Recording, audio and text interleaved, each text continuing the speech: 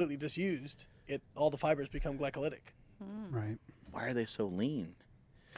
Because you don't store fat really in glycolytic tissue like that. Whereas like red fibers can do oxidative phosphorylation. They can do they can metabolize Beta fats oxidation. for energy. Yeah, beta oxidation, and use the Krebs cycle. Whereas so glycolytic, when you're only burning glucose, when fibers are only glycolytic, they're only using the glycolysis method of getting energy. So red fibers get oxygen, can metabolize fats, and so the muscle starts to store fat intramuscularly, and that's why it gives it. Well, the hemoglobin is what gives it the red color. But actually, the processing of the meat when they inject it. He's kind of a nerd, isn't he? Yeah, we're doing real good. You've now spoken 100% of the whole Shit. time. Did we already start? Yep, we started. Fuck me. That's how it goes. He says he's not going to talk, and then I didn't know we started. I'll just walk out. we're just going to do round 2 with him only, right? I'm just going to stick this in my mouth, and I'll shut up and let Mark So- start. That's what she said. Hey, there we go.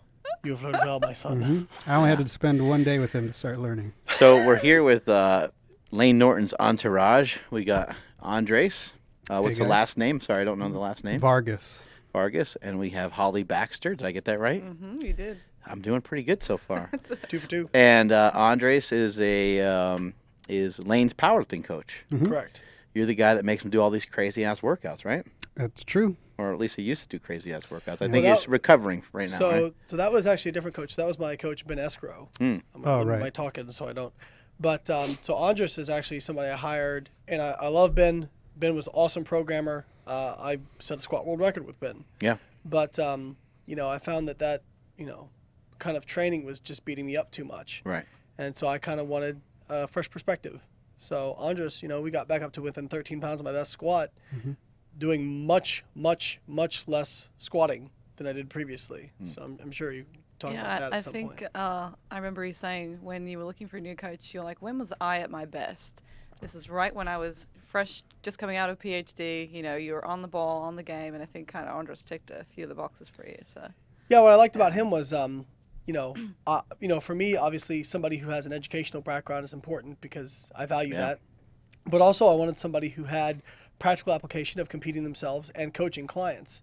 And I thought about, like Holly said, when was I at my best? Well, it was when I had just finished grad school, so I could totally focus on coaching. And I was competing myself. I had clients who were competing, and I was just totally immersed in that. Yeah, and all this knowledge. All that knowledge was still real fresh. So I was like, him. And very happy. Well, that probably helped guy. that you were on my thesis committee too, so we had some interaction with that. But I appreciate that, and I mean, he's rehabbing right now, but I'm really excited for where he's going to go with his training. Cool story with us too, because it's kind of full circle. He came to a camp I did in 2014 after I'd won Raw Nationals, and he was learning from myself. Was it terrible? Yeah, it was awful. I got nothing out of it. I imagine. No, it was great. He actually suggested I go to Florida to USF to work with Dr. Bill Campbell, and that's what I ended up doing. And He then ruined your life. Well- That's what you're trying to tell me. if you want to put it that way, I guess so. 'Cause, One little message. yeah, How was it training in Super Training today? You have a good I time? loved it. Yeah, I love the facility. It's great. You guys have more equipment there than I've ever even seen in my life, and Awesome. I was able to hit a heavy box squat today. There you go. Yeah. Holly, you're getting ready for a powerlifting meet. It's Yes, tomorrow. It is tomorrow. I'm very nervous, but very excited. Oh, my God. Layne, you're going to have to give her a rub down before and after. If she'll let me. Oh. Oh my God, I'm so embarrassed already.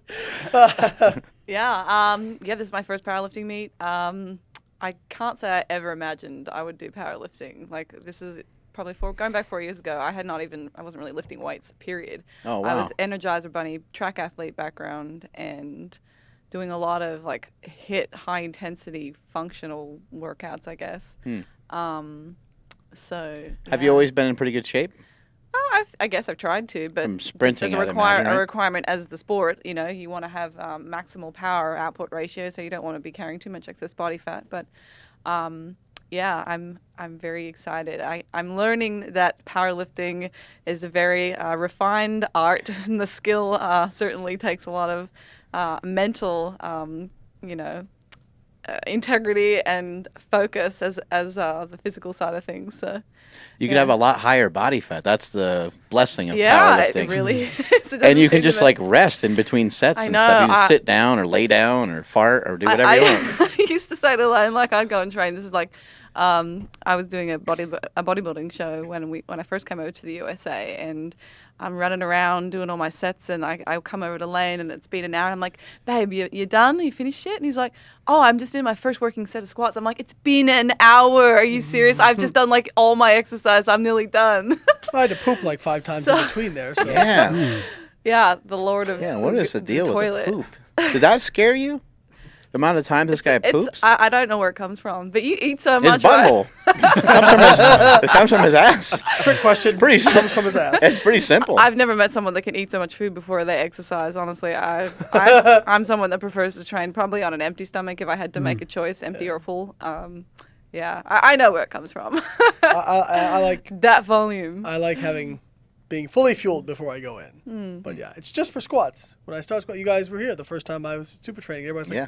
why does Layne keep leaving the gym and going to the bathroom? Well, we were trying to record a workout, and we're like, what did This guy's disappeared in the toilet. Yeah, this is our main subject. This is We're our spinning- feature. We're trying to... Didn't want to pull Ed Cohn. You know, Yeah, I've yet to shit there you go. myself while squatting. So, Oh, you know, I may Well, poop that's a lot, but impressive. at least I don't have that level of embarrassment on me. So, Are you doing her programming? I am, yeah. So I'm coaching her into this meet, and so I think like she was saying earlier, when I first showed her program, she probably thought, "What the hell? This is going to be easy." I was like, And, I've got 4 exercises for she this learned- whole workout, hot day. She learned in short order what it takes to lift heavy weights and the kind of toll it takes. So What do you do with someone who... I mean, she's obviously not a stranger to fitness and a stranger to Right. lifting, but like, what do you do with somebody that's new?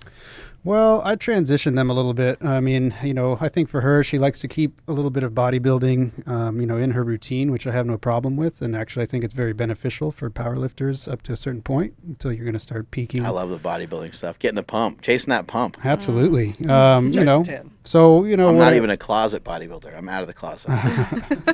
when we first started working together, you know, I kind of took into consideration what her previous training was like and asked her what kind of exercises she likes and what she doesn't like, and you know, put in the powerlifting movements, but also kept some accessory work. I even would give her some days where she could just do whatever she wanted in a bodybuilding accessory day. But of course, the last couple of blocks, it's been a lot more specific to powerlifting, and so I think she mentioned earlier she feels like she hasn't done any accessory work in months. Yeah, I was like, look at my atrophy body. Yeah, she feels atrophied, although she's still Are you very... trying to teach her as she's going through, or is it more like you just kind of give her the workouts and she's just kind of following them? Yeah, so what I like to do is I kind of like to see where each of my athletes kind of responds with what I give them up front, and then we kind of learn each other, right? So, you know, I try to do my best to assess people up front. You know, it's a little hard when you're not in person. Yeah. You know, when you're doing remote coaching, there's a little bit lost in Yeah, well, translation. we're down in Florida. Here in Phoenix. Yeah, I'm in Makes Phoenix, a little and- different. You know, and of course, you know, I meet with them sometimes. I'll go to Florida or whatever, but you know, I kind of let the user, so to speak, give me the data so that I can make better decisions. And so, you know, I think Layne knows that I'm big on data. I try to get a lot of data from my clients, and Yeah, you need a lot of feedback. right. So try to get a lot of He tracks feedback. more metrics than anybody. Yeah, I've ever that was worked the with. first thing I really noticed with Andres was the amount of information that he collects as far as your recovery, your sleep, your mental health as well, which really does like have a huge impact and can vary your training so significantly, I think. So Right. yeah, I was very interested in that. So How are you collecting that data? Just text messages, or is there a No, program or so, something? I do all of my programming through Excel, well, specifically Google Sheets. And so, Nerd alert. right. Well, we can go down a rabbit hole with that stuff, but that's a different podcast, I think. Yes. So, you know, I kind of create a recovery sheet for each client and a training sheet. So I deliver my programs through the training sheet, and then I have them fill out a recovery sheet. And there's a bunch of calculations that go in. I try to make it as easy as possible, where they just input a number and then the calculations happen behind the scenes. And I have some metrics and some thresholds that I use to look at whether they're doing, well with recovery, whether they're in the red zone. You know, if they're in the red zone, we try to back off a little bit, or try to have a deeper conversation as to why. You know, sometimes it's stuff outside of the gym. It's not just because they're training hard. Sometimes, you know, stress is happening for one reason or another, or their nutrition isn't on point like it should be, or something like that. I feel like the Layne vegetable conversation needs to be brought back into this. Yeah, the Layne vegetable conversation. Yeah, I do very well on Greek yogurt and popcorn before a workout. So, you just take your comments and stick them where the vegetables go. How about that? That's right. But no, I mean, you don't think about how, like I used to think I was invincible and I should just be able to train the same way regardless of where I was, how much traveling I had done, that sort of thing. And I think when I was younger, I was a little bit more resilient. But as you get older, you find that like consistency and like replication is really important. Right. And, like setting yourself up for prioritizing training. And one of the things I realized, like next time I compete, I'm not doing travel in 8 weeks from meet. Like if I'm going to do it, I'm going to do it. I'm not going to try and half do it. And I think that's one of the things I look back at my career in powerlifting and think about, wow, how much better could I have done if I wasn't trying to manage everything. Right. And had really focused a little bit more and not done so much traveling and whatnot. Holly, did you change your diet at all for powerlifting? Are you like eating more, or are you just kind of eating the same? Or it wasn't intentionally, but I actually have. So when I first did my the first training block with powerlifting as the focus, I was just coming off the end of a contest prep diet. So my calories were incredibly low. So I actually did the first 2 or 3 training blocks, I think, on pretty restricted intakes. I'm going to say like around 25 kilocalories per kilo lean body mass. It was not fun. Somehow that translates to about 1,400 calories for her. Yeah, so quite low. But I still managed to see some pretty good strength improvements even during that block. So during this reverse diet that I'm currently pursuing and really chasing the tail, ready for another show at the end of the year. I feel so much better. Like I just feel alive when I'm in the gym now, which is great. And for my next powerlifting meet, it will be great to see what I can actually bring on, a good solid 3 or 4 months of good intakes. You have a gluten allergy? Yeah, I have celiac disease, so it's What is that? What the hell is celiac disease? Well, basically, does that mean that she's weird? Yeah, I'm really weird. I'm She's the weird, I'm the plus annoying person in the restaurant that asks like, "Oh, can I not have this? Can I have it?" It's so gay. Careful, someone's gonna trip you. I've definitely had my meal spit in a few times, I swear. No, basically what happens is it is an autoimmune response where your body tries to attack itself. So when you digest foods that contain gluten, it's a protein gliadin, which your body basically does not digest correctly. So in response to that, the villi, which are tiny little spores, I guess, on your intestinal lining, they atrophy and they become less receptive to the micronutrients that we take in from food. So usually one of the common presenting features of somebody that has celiacs is that they become really malnourished. They lose weight. That's pretty common, to be honest. But I guess with the amount of food going around these days and that everybody seems to be obese, it's actually less prevalent. Like it used to be, that was how people would be diagnosed was, oh, hey, I'm losing weight. I can't gain weight. What's wrong with me? Oh, hey, you have this gluten intolerance. But so basically it is avoiding all foods containing gluten. It's not something that is, at the moment, you cannot change it. It's gluten-free for life. But it's not a gluten intolerance, correct? No, it's an actual allergy. No, it's not an allergy. It is, I'm thinking. It's just a clinical condition. Yeah, you just cannot eat it anymore. Gluten disease? Yeah, it's a gluten disease, yeah. So that's real fun. Didn't know I had it for a while. Yeah, so you didn't know you had it. Were there any adverse effects that you were wondering about? Or did you get some sort of test? Like, how did you discover that you had it? It's interesting because a lot of the work I do as a dietitian was with gastroenterology, a lot of GI disorders and in food intolerances, but more commonly I would be working with things like Crohn's, IBS, irritable bowel syndrome. And a lot of the trigger foods or things that people have these intolerances to I just assumed that that's what I had. I was getting some symptoms, but I was like, oh, geez, this is starting to get real annoying. And they are typically like distended guts, pain, like lots of discomfort when you eat. And I went and had a few of those tests. There's a hydrogen breath test that you can have, which helps you indicate whether you have like a lactose intolerance. Basically, they give you the equivalent of drinking a liter of milk for the lactose intolerance test. And it's not pleasant, but I wasn't. What a horrible test. I know. It's like when you drink a milkshake and then you collect your farts to see how intolerant you really are. Like, whoa, these are bad. They're collecting your farts. Well, the thing is, if that hydrogen is showing up in your breath, that's how it's diagnosed. Yeah, because obviously if you're thinking about I the processes. got something in my breath. I got a terrible breath.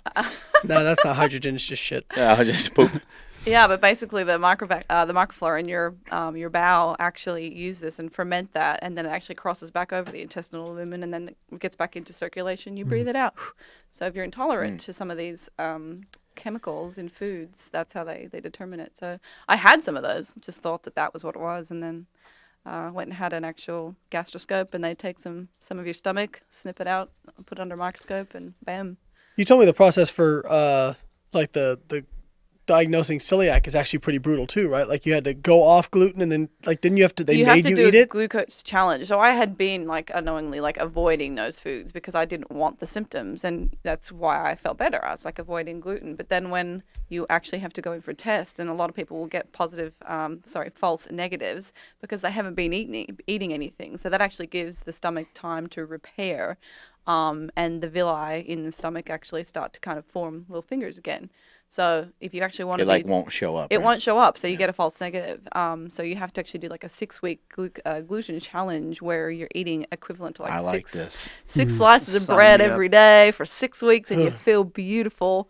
So that wasn't a fun time. Gluten challenge. Andrew likes French fries. So you could do a French fry challenge. Yeah, it's gluten free though, right? Gluten With the right oils. Yeah. I'm just thinking about how miserable you must have been, because I know like if she has like, there's a couple like we talked about a little bit on the last episode how you don't have an off switch with food, but like if there's just like she won't even think about it sometimes. If there's a box of crackers out, she just grab one, put it in her mouth, and there's been times where I'll be like, spit it out, because I know it has gluten in it. I'm just like the small kid. It's like. But if she just has if she just we gotta show the video on how to stop overeating. If you you're just like don't think about it. You just grab. No, I just I'm in my own head sometimes. So. Yeah. But if she even has like a little bit, like she'll like and very quickly. And just be totally uncomfortable. Yeah. So the 6 weeks is fun, but that's how they diagnose it. A lot of people say that, I had the blood test, and they test for some antibodies, but that's been proven now that it provides a lot of. So the testing that people are getting done through things like 23andMe, where they're doing this genetic testing and they find out they have a gluten allergy, may not be all that accurate? Well, no, the genetic testing, that's actually relatively new. And I believe there is some evidence to support the genetic testing. So like you can go and find out if you are predisposed to having gluten or celiac disease, not gluten sensitivity or anything like that. Gluten intolerance is still up for debate. In terms of is that an actual thing? Some people have said you're either celiac or you're not. It actually comes back down to the, like if you avoid a particular food for a long time and then you bring it back in, it's like the microflora in your guts, like, you know, that can change. So when you try and reintroduce it again, then you start to get symptomatic. But Mark, did you ever have that with like, sorry, not to be the interviewer, but that's okay. Have you ever had, this is how to stop overeating. So we made this video of like, basically. She's so tan. She's got that part down. So I was like, she finished. This happens with her all the time. She'll finish her macros by like noon or something. Oh no! And so in this video, she's like at 9 a.m. finished her macros. She's like, babe, stop me from overeating the rest of the day. So my whole goal the rest of the day is to stop her from overeating. You're just everywhere. So yeah, so I'm just there comes my hand. That's rude. Who had to clean up that popcorn? This took us like 4 or 5 hours to film, I think. So yeah, here she was supposed to take the kids one of the Easter bunnies, comes back with it and decides she's going to eat it. But it's funny that like we make fun of this, right? But actually, like we talked about, she has a hard time having an off switch. So if that stuff is available to her, she would just eat it and not even think about it. What are some things that you do to control some of that? I mean, obviously not having it helps. But when things are around, what are some things? Do you try to just stuff your face with something else, or what do you do? There's actually a lot of research going into this right now, and it's something that I would like to kind of focus my attention on. Chocolate bunny. Yeah, there's creepy old Layne sneaking out. So snapped it out of my hand. Creeper. At the moment, I can firsthand say for anyone that is actually suffering or has a hard time, like with food control, look at your caloric intakes, and a lot of the time some of these issues can just be resolved by increasing your calories. So reverse diet, best thing for this. Like if you have increased flexibility with your foods, then a lot of the problems can kind of dissipate just naturally because you don't have to think so much. But maybe just because your body's getting some more of the nutrients that it needs, maybe there's less cravings going on. Well, in her case, and I don't want to speak too much for her, she was at 1,400 calories a day, which there's no flexibility with that. If you overeat a little bit, you're done. You know, and now especially if you're trying to maintain your weight. She's been able to reverse up to over 2,000 calories now and hasn't gained basically any weight. So now you were commenting the other day, you just have so much inflexibility. Like you had something earlier in the day that you would consider a treat, and you get to the evening and you still got food left over. Yeah, so that would be like the main thing. But there's also like having layers of barriers to entry. So like as simple as just not having things like in arm's reach. So instead of just being in, like when you open your pantry, having stuff there, put it on the top shelf or put it away, or like in the back fridge or somewhere else. You guys have a lock. Yeah, we have a lock box, damn it. It's great. Dream. Yeah, and now the kids actually have started to like realize that the treats are in this big old green box. So like they'll go up, Robert's like just puts his hand on the green box and looks at Layne, and I'm like, no, we're not opening that around me. But yeah, certainly layers to entry, even like packaging, like having something that isn't like just you can keep mooring at it, like you have to open an individual wrapper. Like there's a lot of research. And maybe just not having the diet just too restrictive too. Like, you know, allow yourself some things that are sweet and some things that are salty, and have some variety, so that way you're not eyeballing all these other things, right? Yeah, absolutely. I think having a flexible dieting approach is certainly able to combat a lot of those problems. I think the idea that you have to eat, you know, everything from whole food sources all the time, it's very restrictive, and there's only so many, you know, so much, what's the word I'm looking for? Like denying yourself. Willpower. Yeah, you only have so much willpower. So, you know, once you get to a certain threshold, you're going to snap, and then that's probably the first thing that you're going to go for. So. Yeah, when we try to rely on willpower, it's not enough. It's not enough, you know. Layne, would you say that, you know, eating a good amount of vegetables to fill you up would help with that a little bit? Oh, absolutely. We talked about this in the last Powercast. Yeah. Was that fillers? A couple ways to easily stop overeating besides having your own personal Layne who snacks food out of your hand. Yeah, slaps it right out of your mouth. Is, you know, that's actually, it's funny because like I can say to her, I'm like if she's grabbing something like pretty high density, I'm like, can you fit that? Not as I don't want you to get fat, but as I know that sometimes she will just mindlessly grab food. Yeah, and she's told me, she's like, just stop me. Just stop me. Slap it out of my mouth, babe. But you know, decreasing the size of your plate and increasing the density of very bulky foods can help with that. See, they're actually even colors. So we were presenting at USF 2 weekends ago now, and Sana, I can incorrectly say her name. She's actually doing some investigations into these kind of strategies to reduce your intake at a main meal, and like even color of your plates, like where there's big contrast of the plate and the actual color of your food versus non-contrasting, like those things all like make a difference. Like there's research looks more satisfying or something. Yeah. If you have red food on a red plate, it's hard to see the contrast. So you eat more. Red food on a white plate, you see the contrast. Right. Yeah, the barriers of entry make a lot of sense because you know, there's that side of your brain that always talks you out of, that's just too much of a pain in the ass. I don't feel like doing that right now. Like even just going to the gym, right? Like, maybe you're thinking, I went this morning, or I'm going to be there tomorrow anyway, and I don't feel like getting my socks and shoes and like doing all the stuff. Same concept as if you had like a refrigerator in your bedroom, you know, like probably wouldn't be a great idea because be like Jabba the Hutt. Yeah, maybe you're just going to be eating, you know, while you're sitting there watching TV or whatever. Well, it also depends on what, you know, we talked about what causes obesity or what causes people to overeat. And it's okay because it's his podcast. Mm-hmm. What causes people to overeat? For her, like usually if she overeats, it's not because she's hungry. It's because she's stressed, and that's like a stress response. Yeah. So people would say, like, just for her, if you take a certain trigger food and just put it outside, like it's 10, 20 feet away, but she won't go get it. Like just because I'm not lazy. I wouldn't say though. Yeah, but you usually, yeah, but if it's a stress response, if you're not actually hungry or actually trying to fit it to your macros, it's just kind of one of those things. It's like something that happens mindlessly when it's accessible. Yeah. Mm-hmm. I do think that's the hard part, is that if you are obese and you're trying to lose weight, losing some weight is not the hardest thing, but you do at some point have to talk yourself into eating less food. And you do have to have this conversation with yourself, like, you're not hungry. Like, you're not as hungry as you don't really need food. You ate enough today. Everything's all good. You should probably just go to bed. But there's those cravings, they hit people really hard.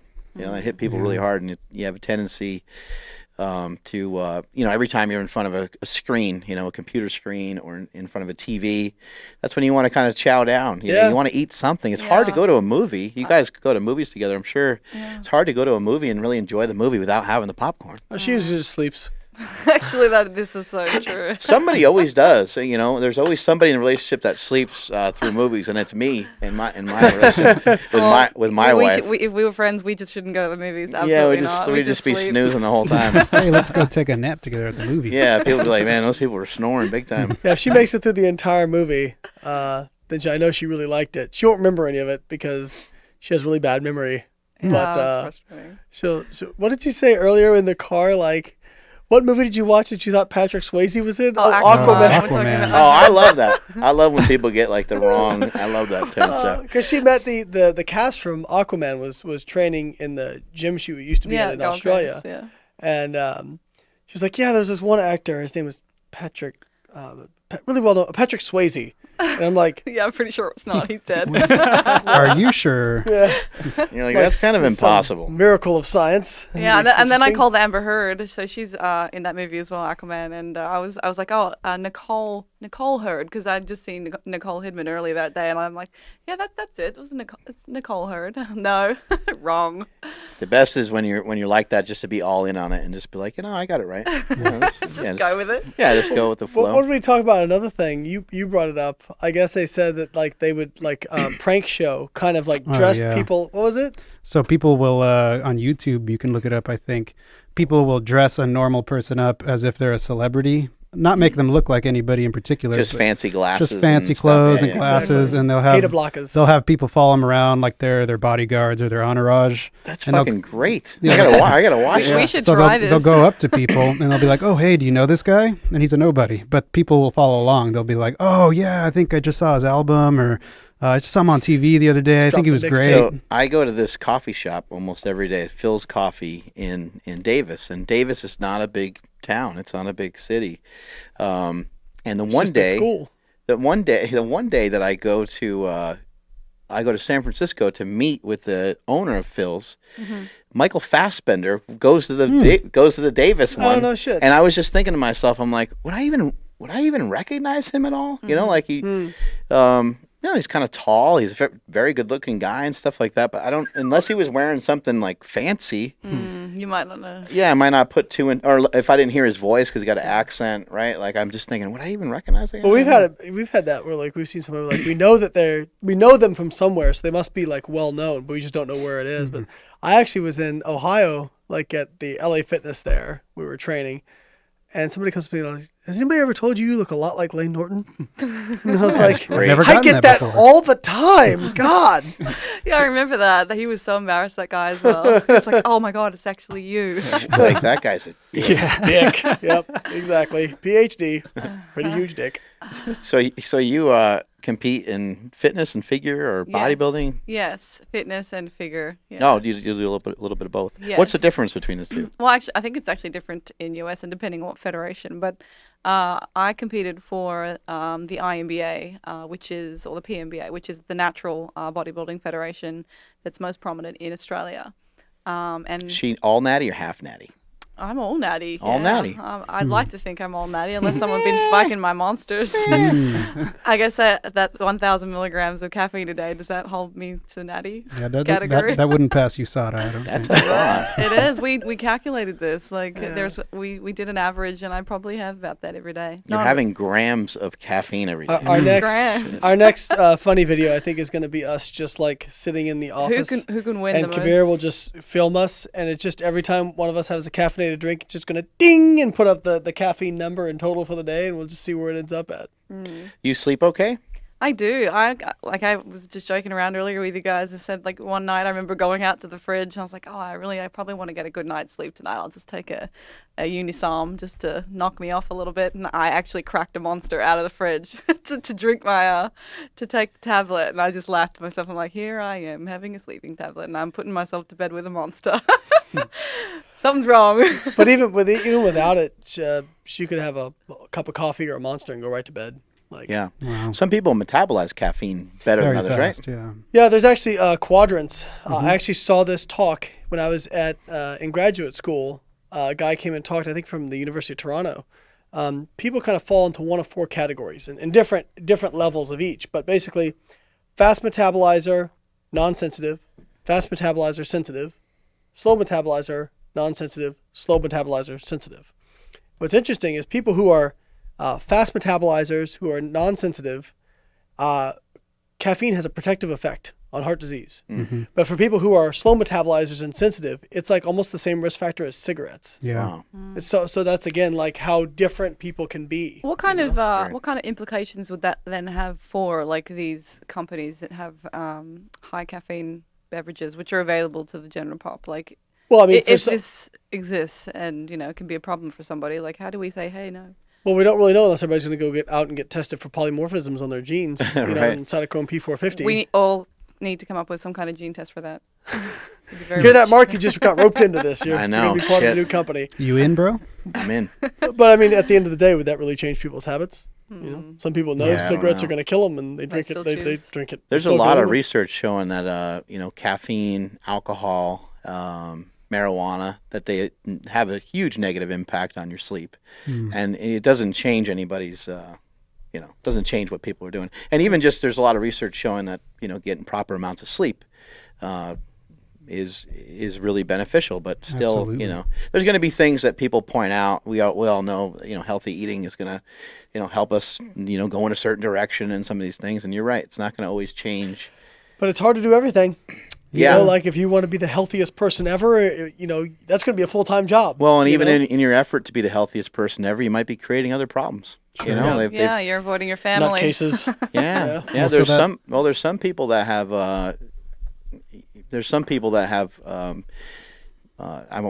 proven's not the right word. There's some people that have shown that recycling is completely like a waste of time.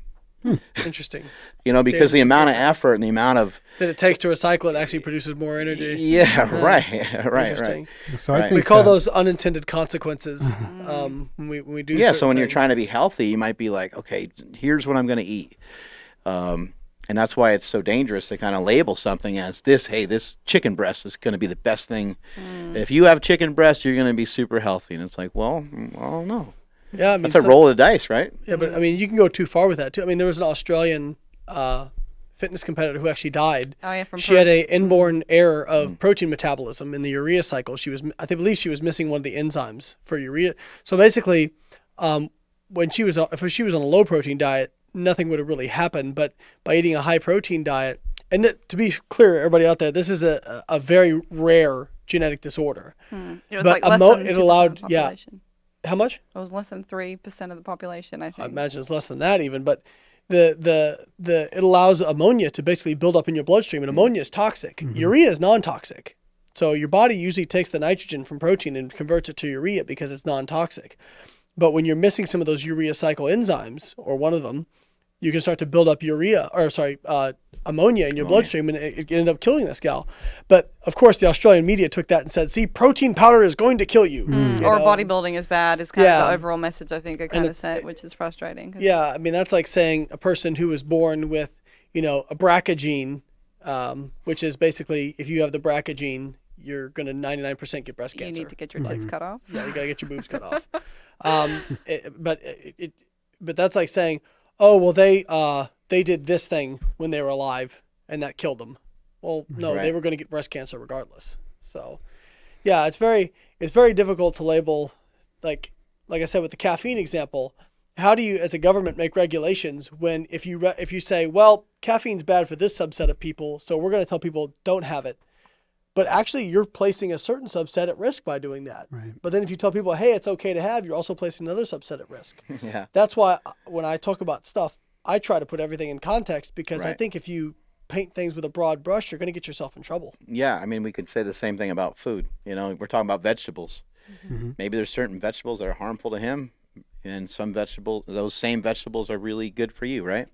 Right. I mean, if it's that way with caffeine, why wouldn't it be that way kind of across the board on a lot of things, right? Yeah, too much veggies can be bad for you.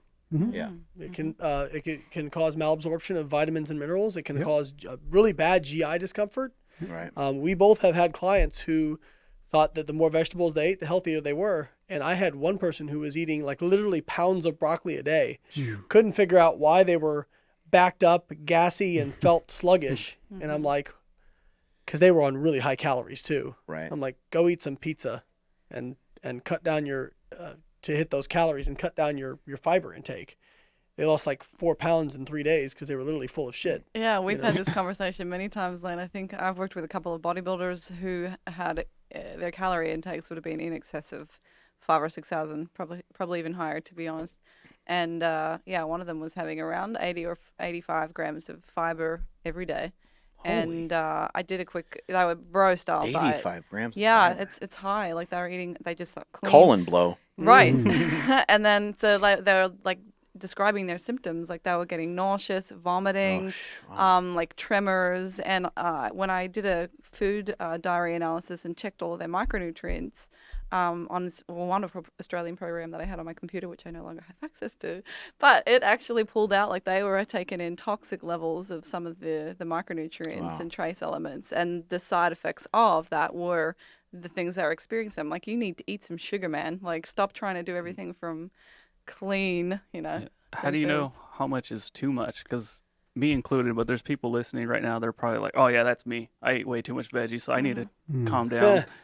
Like because they probably just don't like veggies, me included. Yeah. But like, how does somebody know? Like, okay, I had whatever X amount, and I do feel kind of my stomach's hurting a little bit. Is that just like the marker, just how they feel? Well, you can certainly go and have bloods done. Like you can get a blood analysis to tell you whether you're frank deficient, but you can also find on the other end of the spectrum, okay, you're over the recommended intakes.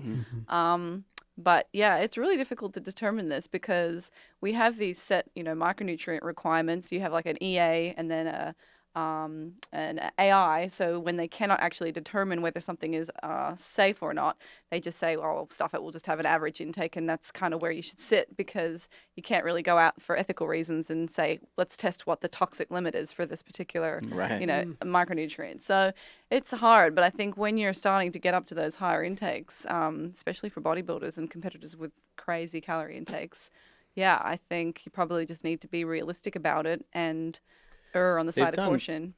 Studies are like, I mean, I don't know, like you can't always rely on every study that there is, but there's some pretty big studies that have been done, when it comes to, how things are protective for the heart.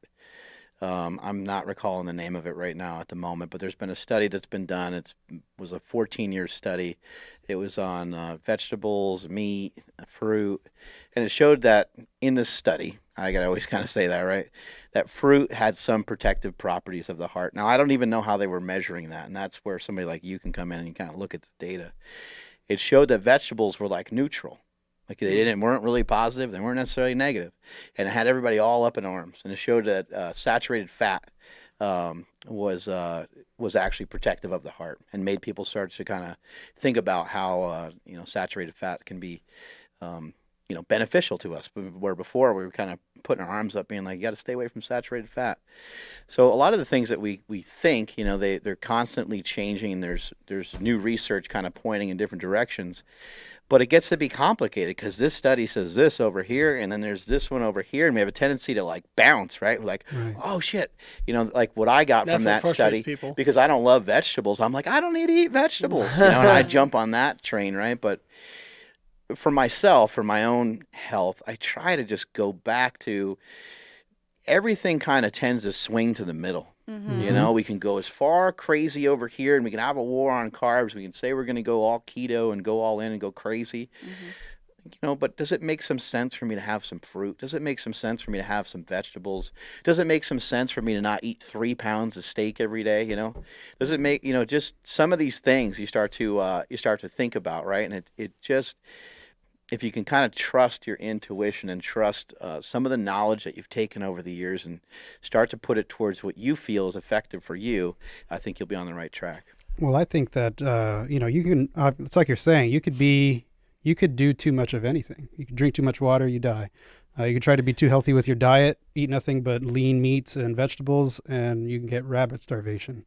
You can, you know, exercise too much. You know, everything has to be in moderation, like you're saying.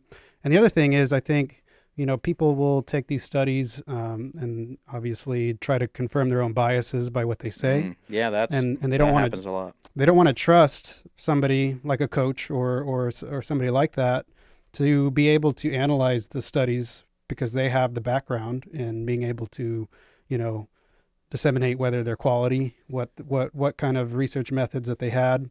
You know, like you were saying, vegetables might not be protective of the heart, and some people might see that and be like, oh, then that means they're not good for health at all, because they're not protective of the heart. That means, That's not what it says. you know, then that means they're not protective for cancer or the brain or anything like that. So I think it's like you're saying, some people might enjoy a little bit more carbs or a little bit less carbs. And as a coach, especially, you have to be adaptable and you have to individualize everything for that client. I think one of the other things we're probably missing on, and people don't want to admit this kind of stuff, is that there may be some things that are protective for cancer that are bad for heart disease. Absolutely. Yeah. And you may be just getting in this area where if you go one way, you know, you're swinging one way versus the other, right? Because it's like, I mean, it's like anything. I just want to do Holly's diet. Anytime I see something, I just want to grab it and eat it. I think she's got the best method at the table there. Yeah.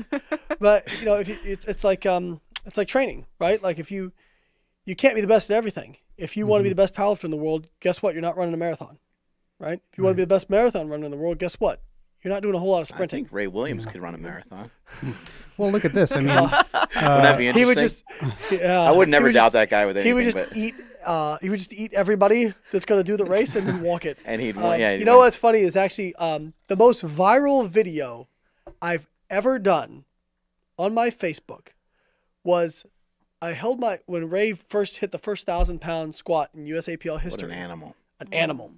I was just recording my laptop because I was watching from home, recording my laptop and like commenting like, come on, Ray, like fuck this shit up. You know, like that reached like 3 million people on Facebook. Oh, that's crazy. But like, what triggers that algorithm, right. You know, Facebook. Yeah. But anyway, somebody was like hating on Ray, like this guy isn't an athlete. I bet he couldn't even do a pull up.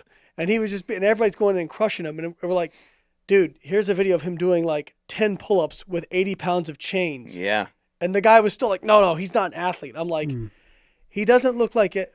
Well, but he is an athlete. He played college football. Like, Ray is an athlete. And if you've ever been around big, yeah, he's got some body fat on, but that motherfucker is big. Yeah. Like when he turns around and does after he hits a big squat, he is like literally as wide as the squat rack. Wow. He is an animal. He has the most, him and Donnie Thompson, most muscle mass I've ever seen on a human being, period. Huge. I remember Ray took his shirt off when he was at our gym. I made some like custom shirts for him and stuff. And just looking at his back. He's huge. I was just like, holy I've never seen anything like that before. Beast. I was like, he's going to squat 500 kilos raw. He's going to do it. Is that 1,100 pounds? 1,100 pounds. 1102 or something. 1102. Well, he was close at the he did 1080. Ohio. Yeah. 1080 in Ohio. That's incredible. Yeah. People don't, but he can't possibly be natty and this and that. I'm like, you ever seen Ray when he was younger? He's always been big, dude. Always. Yeah, Like, he's- some people are just freaks, People man. get this like idea of what an athlete is in their head, and they don't want to like. They just have those parameters set. There's like, very anomalies, narrow-minded. everybody thinks that LeBron James is the prototypical athlete, and if you Yeah. can't do what, or anybody else, a CrossFit Games competitor or whatever, and you see somebody who's just incredibly strong like that, and maybe has a little bit more body fat, they think, that's Layne, not an you, athlete. you have a world record in the squat. Do you feel that you Former. have? Former. Huh? Former. Oh, someone else took it. Yeah. That's Mm-hmm. son Dave of Ricks.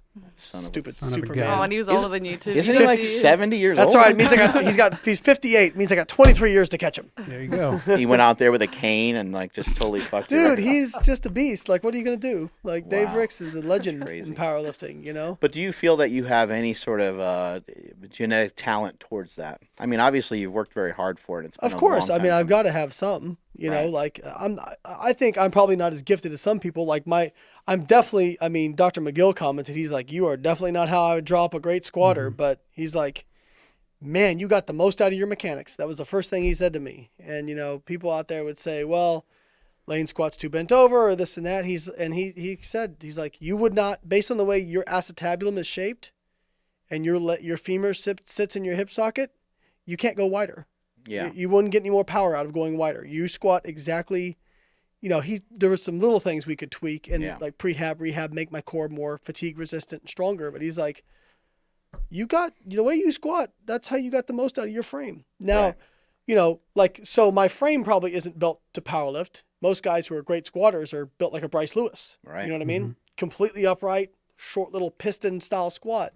Chubby little legs. Yeah, chubby little legs. But, you know, I have other advantages. Like you know, up until now, I was pretty injury resistant, or I was very resilient when I would have an injury. Paul used to call me Wolverine. Well, maybe you also adapted to the training really well to where you're able to do a lot of work, right? Yeah, and you were able to get a lot from I that mean, work. you saw me in here when I was in 2015. Like, I did a bone-crushing, soul-sucking amount of work. Like, I don't want to brag too much, but I'm pretty but sure I've never I in could've- my life had been able to do anything remotely close to that.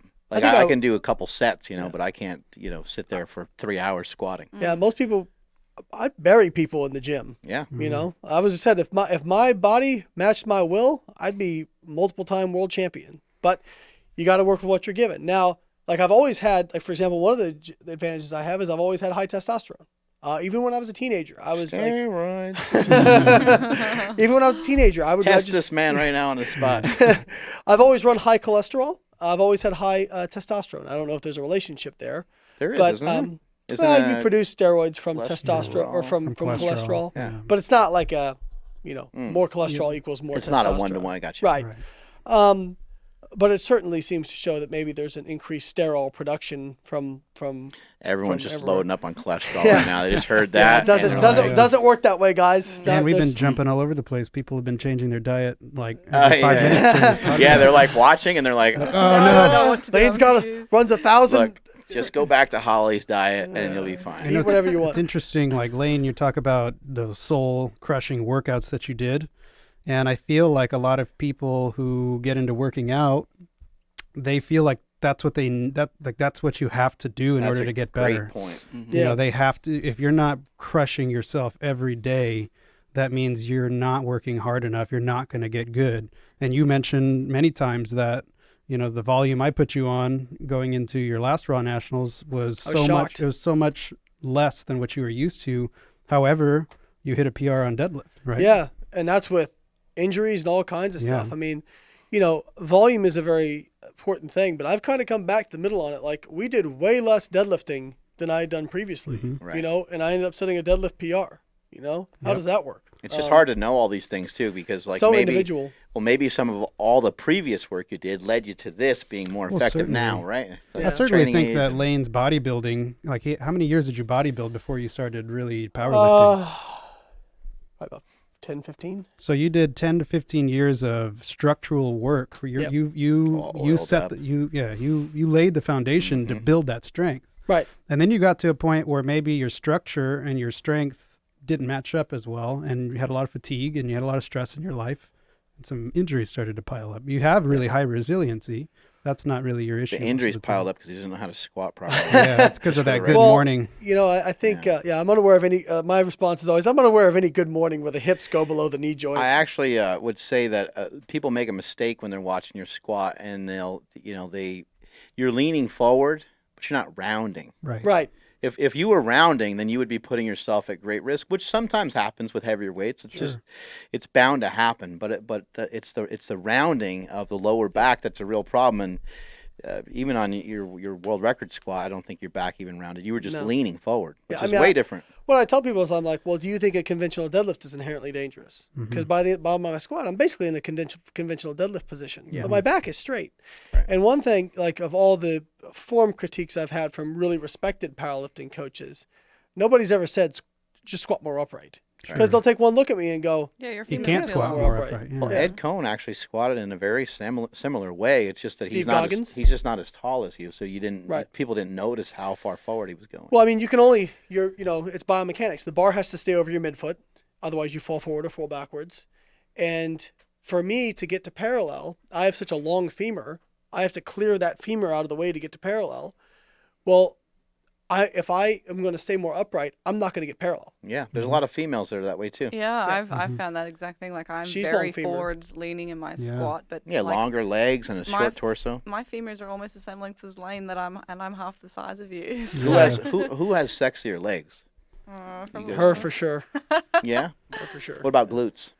I actually reckon dude, Layne has probably got the best glutes out of the two of us. Sorry. He has a nice ass. Booty, yeah. You're making him blush over there. Look at that. That usually doesn't happen. Usually it's the other way around. Right. I think if we both walk through a crowd, I think I know women. I've noticed this too. Like, so many women come up to her, and they're like, "We were on the beach." Women are inspired by girls with muscle. Oh, You know? like, a lot of times they're like, they're what like, the hell? they're like we were just walking out in our neighborhood the other day, and a car stopped, and they were like, I've got to tell you, you are so beautiful. This other woman. And Holly's just like, I was like, oh my God, I'm so embarrassed.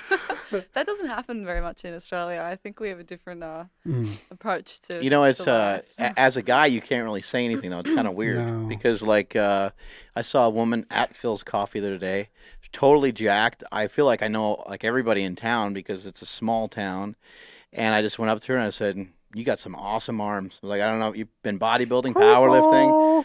I said, you look jacked. And I mean, she was super nice. Yeah. And I just left it at that. And I don't know if I made her feel weird and creeped out or if I made her feel good. But I think that would like solidify like you train hard. I respect somebody that says that. It's kind of rare. Yeah. You know, it's rare to see anybody jacked, first of all, but to see a woman who's jacked, you're like, holy shit. But what I've discovered from being around her is, I've learned this: chicks don't check out guys; they check out other chicks. No, it's like so you do all all you that dudes work. like getting yourself all done up and everything, thinking girls are gonna. No, listen. no. Here's how you Just get hire a a girl. hot girl to stand next to if you want attention from women, because at least they'll come around you then. Here's how you get chicks. You just build up your bench press. Just continue working that bench press. When your bench is, over a certain amount of weight, the girls will just start flocking flock to to you, you. right? That's the way it works, right? Yeah. When you were, You ever see that? You ever see that? When you were fat, you must have just had so many. Oh, bitches. just coming out of the woodwork. You ever see the that meme that shows like reality versus what the guy thinks? Yes. And it's got the guy like bench pressing, and it shows like a bunch of chicks around him. He's all jacked, and it's like here's reality. And it's a bunch of dudes like yelling at him while he's on the bench. Yeah, you do all this work to try to get more attention from the ladies, and all you get is guys asking you, "How did you get that way?" Yes, Yeah. exactly. No. Dude, how'd you get your glutes like that? That looks We're awesome. walking down the beach in Thailand. We went to Thailand last month, and she had so many women come and say, "Oh my God, you have such an incredible body, this and that." So by the end, I'm like, because I'm like in all right shape. So they come with like, "Your body is amazing." I'm like, "Thank you." Yeah, Layne would just totally take over the comment. I'm It's like, about okay. time. And then like we were walking down and like some might toot their horn, and Layne decided like by the end of it he'd just strike this muscular pose. Like That sounds like Layne. such an idiot. I can kind of picture like someone's complimenting her, and you start kind of flexing. Yeah, just Yeah, like, yeah. Hey, What look about at me? You're Come going on. through. You're going. I just got to make it about him, Yeah. What do you think about me? No. When did you move to the States? Well, May last year I came over. Oh, I okay. had to go back for a little while to organize my visa, so I went back for just over a month, I think it was, and yeah, officially kind of got back over here in October, I'm gonna say. And September. you lived in Australia your whole life? I have, yeah. So What's the transition been like? awful. I must say, Fat Americans. you know what, the biggest change I think is just the age of the country. I feel like I've dated maybe 10 years, like when I moved to Florida. Like I feel like very old fashioned. Like there's a lot of old dagginess going on. I think Australia is so progressive and new, like Using those Australian words, I don't infrastructure, understand. the buildings, like it's so different. Like I used to love traveling. I still do love traveling, but I do have a lot of I don't know. Are you saying you feel that there's old tradition in Australia or more old tradition here? Here, old tradition, and Gotcha. just a little. I feel like it's just behind. But then, Yeah. Does that have to do with where you guys live, perhaps? Part of it. Land O'Lakes ain't exactly a bustling Well, metropolis. I think like it's not a You're massive right down city. there by John Cena. Yeah. Yep. Yeah. It's very cruisy. Actually, there. like very close now that I think of it. Yeah. Yeah. I'm used to cities. Well, I grew up actually in a very small place of the world in You guys need to Tasmania. check out his gym. It's What is he, awesome. you know? I've been there before. Is he in I used to Ocala? coach Matt. Oh, okay, cool. So, yeah. Is he up in Ocala? No, he's in Newport Richie, I think, right? Oh, now he's in okay. I believe so. Who's that? John Cena. John Cena. Oh, I don't know where he moved. Actually, I'm pretty sure we live across the lake from him right now. Wow. Like Oh, he lives yeah, on Lake you were telling Paget. me He about has one of the this. massive houses there. Interesting. But yeah, it's just a. I think more so what she's referring to is just like everything over there. Like if you go to the cities, everything's very modern. And clean. They don't have old buildings and whatnot. And whereas over, we have more. We have buildings that are 50, 60 years old. Homes Right. are older. Everything over there is very modern. Like well, very. we were founded really in 1901. Like that's kind of when shit started to happen in Australia. Just so it's just new, and like all of the communities have congregated into small areas and lots of high rises. Like the Right. cities are very nice and new. So That's that's kind of- that.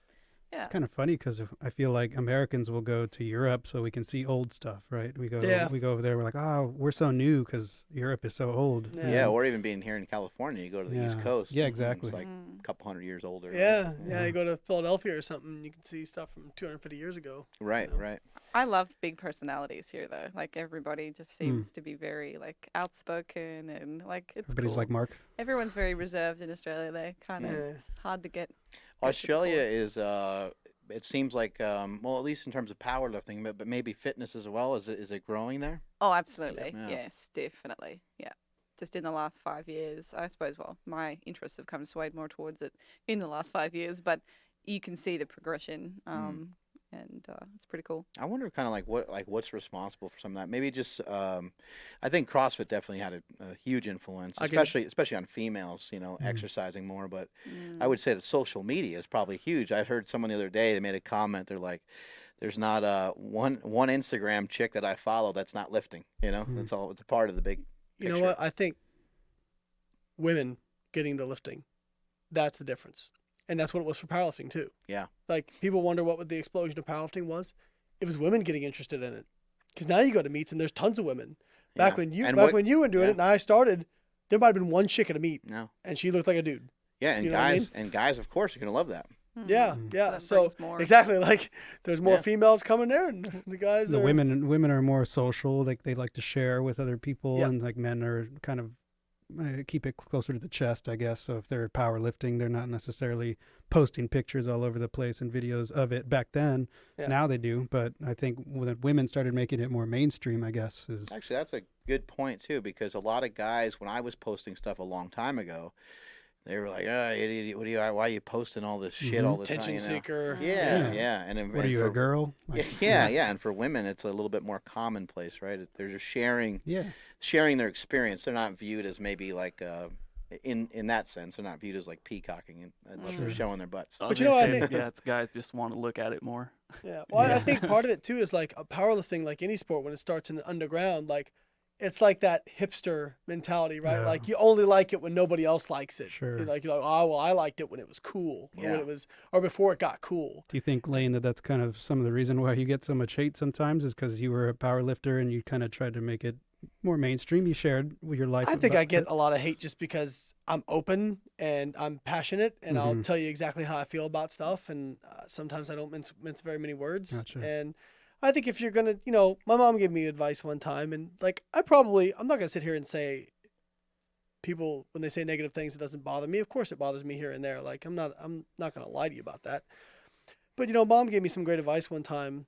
And Mom's like, honey, some people are going to hate you just for existing, just for breathing and being who you are. So you might as well just do what you love and try not to worry about it as much as you can. Because the only way, I think Aristotle said this, the only way to avoid criticism is to say nothing, do nothing, be nothing. Right. That sounds like a pretty miserable. Yeah. I mean, Yeah. if you want to be reserved and kind of be vapor and go about your day and not make a change, but a great line, it's actually from a video game, ironically, but it said, if you want to make enemies, try to change something. You're right. That's if you're going to be outspoken and you're going to do stuff and you're going to have an opinion, you're going to piss people off. That's not a bad thing. When and how did you get into powerlifting? Well, funny enough, when I was like 18 years old, I was obese. I was like over 300 pounds. I lost a lot of weight. What? Yeah. War on carbs? No, you know what? I didn't know anything back then. So all I ate was fast food when I was pretty much growing up. And, as soon as I was able to go into high school and stuff, all I ate was fast food. And so basically I just switched to like more whole foods, threw some fruit and vegetables. And I remember eating a lot of granola bars because for some reason I thought that was like the healthiest thing to eat. And I lost a lot of weight. Hey, you know what? It's probably better than eating what you're eating. It was before, better than right? what, yeah. I mean, of course, it was better than what I was eating, and I lost weight. Of course, I started exercising. You made me so hungry. Oh man! And Fat, then smelly at heart. Yeah. I got into lifting a little bit, and somewhere along the way, I was like searching for a better way to diet because I was tired of just plain old meal plans that you get out of Flex magazine. And I stumbled across like bodybuilding.com and flexible dieting and Layne stuff. And at first I was like, this isn't possible. There's no way you can eat this stuff and still, look okay and perform. You like Pop-Tart diet. Yeah, I never got that far because I don't really enjoy Pop-Tarts. Me neither, ironically. They're not that great. No. Yeah. No, I don't even. No. I mean, But, they're okay. I'll eat one. You But ever had a I've Tim actually Tam? My never God. had one of those. So anyways, through following Layne more and more, of course, he started powerlifting. And so I started trying my hand at trying to do some powerlifting and did a meet. And then I was like, through this whole process, I got really interested in the deeper science of exercise science and exercise physiology. And I wanted to study that and try to make a career out of that. And so, I'm not the best powerlifter in the world by any means, but I'd like to think I can understand it on a deeper level. And that's what I try to bring to so you went to school for exercise science? Yeah. Things like that. Yeah. I've got a degree in a master's degree in exercise science. And I want to get a PhD, just trying to find out where I can study what I want to study, which is more on the sports science side of things. So like we were saying earlier, that I take a lot of data metrics. And so I think one thing I noticed with powerlifting is that I feel like it's a little bit simplistic in the programming sometimes, in that people only want to give exercise and they don't want to think about the lifestyle and like everything that goes on behind the scenes. And I think that that's really important to the overall success of somebody. If you're a coach and you're not really like checking in on what your client is doing in their own life and like how are they being fulfilled by their job, or do they have a family? Yeah, maybe they left out the fact that they had somebody in their family die recently, or they have a desire to lose 15 pounds, and it's like, well, shit, we didn't account for that. We need to know some information here. And so I think that's really important to have those conversations with the people that you coach. And it's not just about exercise, and it's not just about macros. I think it's you have to go deeper than that sometimes. Yeah, that's what we were talking about with obesity too. It's like just a multi-layered thing. Yeah, that gets to be can turn into being complex, and it's not, hey, just don't eat over 200 grams of carbs and don't eat over 100 grams of fat. Like, it doesn't turn into just that. And the same thing is true with lifting. I feel like prescribing writing the program and calculating macros is the easiest part of my job. It's the other stuff that goes on behind the scenes that I'm, that's what I'm really interested in. Yeah. I mean, even insofar as, he was tracking my HRV, heart rate variability, sleep, stress Joel levels. Jameson talks a lot about that. I love Joel. Yeah, you listen to a lot of his stuff because he tracks a lot of stuff. So this is when it was a very stressful time in my life, as we had discussed in the previous Powercast, and he would have metrics of like overall kind of life stress and how you were doing mentally. and I was consistently scoring in the red. Yeah. I remember the first day I Never had saw like a anything other than yellow. red. The first day I had like a yellow. You're off the charts. Yeah, it was bad. Well, but, that's even another point to bring up, because actually ever since then I've refined what I do with that metric, in that, you know, some people are just always going to score red if you have one scale for everybody, because, you know, you're a much busier guy than somebody else might be, and you're going to have maybe a little bit more stress in your life than a normal person. Is So it now, just you're kind of rating it, like you're just kind of associating a number to it or something? yeah, like so I have like a Likert scale of 1 to 5 of various different that? Happy face, parameters. sad face. Yeah. And so based on the score, I compare your acute score to your chronic score. So that way I'm comparing everybody to themselves. kind of like your HRV compares your Yep. story. There's Yep. not one score that's ideal. It's looking at what your average is and then comparing Absolutely. it. And so That that makes way, you know, if there's something red, then that really means that you're not recovering or you're more stressed out compared to yourself, not just compared to a blanket average. Well, one of the other things I learned, you asked me what I learned in the last 2 years. One of the other things I learned is everything affects everything. Yep. Right? Like you can't just say, well, you know, okay, well, let's say you want to be the best powerlifter in the world and you want to set a world record, but the rest of your life's in disarray. It's going to affect the way you train. It's Yeah. going to affect the way you eat. It's going to affect the way you recover. That's you know? actually, I see that a lot actually, is people, because fitness is such a tangible thing. Like I can, if I hit a PR that's tangible, I can see that progress, that they'll let the rest of their life just basically go to shambles in pursuit of this PR or in pursuit of this plastic trophy or whatever the case may be. And so, you know, what is life if all you have is this PR, but the rest of your life is awful, and you know, the only time you're actually happy is when you're in the gym? That's the kind of stuff you need to work on. Yeah, it makes a big difference.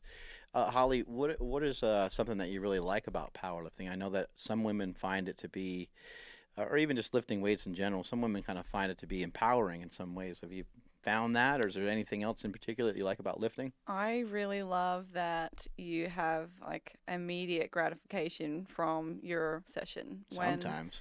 Well, okay, yeah, you're gonna have Immediate some good, feedback. Yes, Yeah. that more to the point. Yeah, I guess with bodybuilding, Immediate frustration. yeah, crying. and then like just having a tantrum walking out. No, I think that it is for somebody that has been so competitive as like from a young age in sport and having like team sports, and I'm just a generally competitive person. So I love bodybuilding, but the fact that you have to go and train for extended, periods of time, 12 weeks, 16 weeks to get ready for this show, and there's not really any goals other than, hey, look at my body.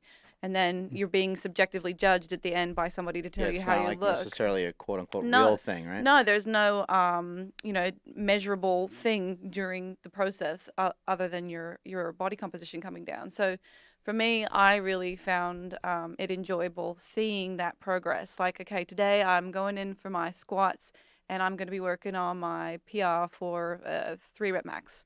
And you hit that, and it's like, wow, this is so good. Like, wow. And then the next time you're really motivated. I just love that it just gives you a little bit more because it is a competitive sport. What has the feedback been like with you doing some powerlifting? I'm sure you post some stuff on your Instagram. Are you getting a lot of comments from other women that are like, oh man, I want to try that? Yeah, I think the general conception, and I still don't understand how this still exists, but like so many women just felt like, oh, but if I do that kind of training, I must be going to get really big and bulky. I'm like, do I look big and bulky? It may be more to some people, but no, like you can have the same outcome from doing bodybuilding and from powerlifting, particularly if you're training to failure, of course, Yeah. for powerlifting. It's amazing that's still a thing amongst women. Yeah, it's incredible, isn't it? It's like, So man, many haven't women. we Dogma advanced sticks past, around. haven't we Yeah. advanced past that? Yeah. One of my favorite quotes is the myth that women shouldn't lift weights is perpetuated by women who fear work and men who fear women. Yeah, yeah. Well, it's funny, if you very ask true. a lot of men, I mean, most would say that they think a little bit of muscle is sexy, right? I mean, A little bit. Sometimes we get a little bit skewed in this industry. Like we're around it, so. That's I know plenty of guys that like skinny women. Yeah, but some dudes don't like it. Well, I think a lot of that it comes down to Confidence in yourself. Confidence, yeah. Like Sure. if you're not confident in your own physique, and now you got this woman who has a banging bod, like some men don't want a girl. I can imagine as a male, you'd feel incredibly superior. Like I've known dudes who would be like, I don't want to date a 10. I want to date an 8. Because at least then I feel like, I don't feel so scared, like. Who are these guys, that have a choice between an 8 and a 10? Well, usually the ones that complain about are the ones that are, You're right. Yeah. Yeah, I know, like, I think it probably depends, too. Like, it depends on, what the person looks like and how they carry themselves and stuff. Because I've sometimes heard women say, oh, man, that's way too much. The guy's way too big, or he's got way too many veins, or he's too I think one thing we lean. need to keep in mind is, like, who cares what you think about it? Right. What it should be about is how it makes that person feel. Yeah, Right. exactly. Right. Like, I hate it. I abhor it when somebody goes on somebody else's social media and says, well, don't you think you're getting too big? Or don't you think you're this? Or don't you think you're that? You know what? If it makes them happy, how about you just shut the fuck up and let them do what they like to do and what makes them happy? Like, I don't understand who would want to look like females that would want to look like a female bodybuilder. But I'm not in a position to judge them.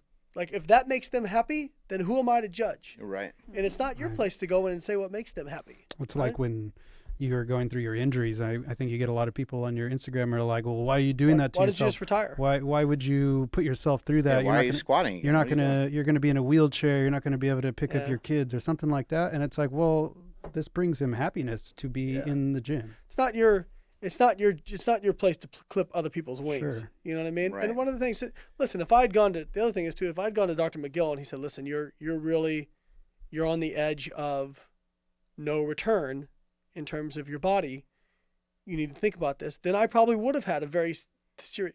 What he said to me was, you have a bulging disc. It's going to resolve itself. And I have not had anybody in this position who didn't do exactly what we asked them, who did not get back to full strength. So hearing that, he basically said, you have an acute injury. If you take care of it, if you take the time off, you do the rehab, you're going to get back to full strength. So why would I quit doing something I love? I think some people are really scared of pain and they're really scared of injuries, and that freezes them. And that perspective is great because it gives you insight into other people. When you see someone who's obese, wolfing down a cheeseburger, right? And you can say, well, maybe they just like doing that. You see somebody drinking and they get drunk all the time. I mean, it's just, I've said this before. I've got no problem with somebody who's obese. I've got no problem with it. If they're a happy person, as long as they don't say the following phrase, oh, I wish I could lose weight, and then I see the behavior and the behavior doesn't line up with it. Right. Then it's kind of like, all right.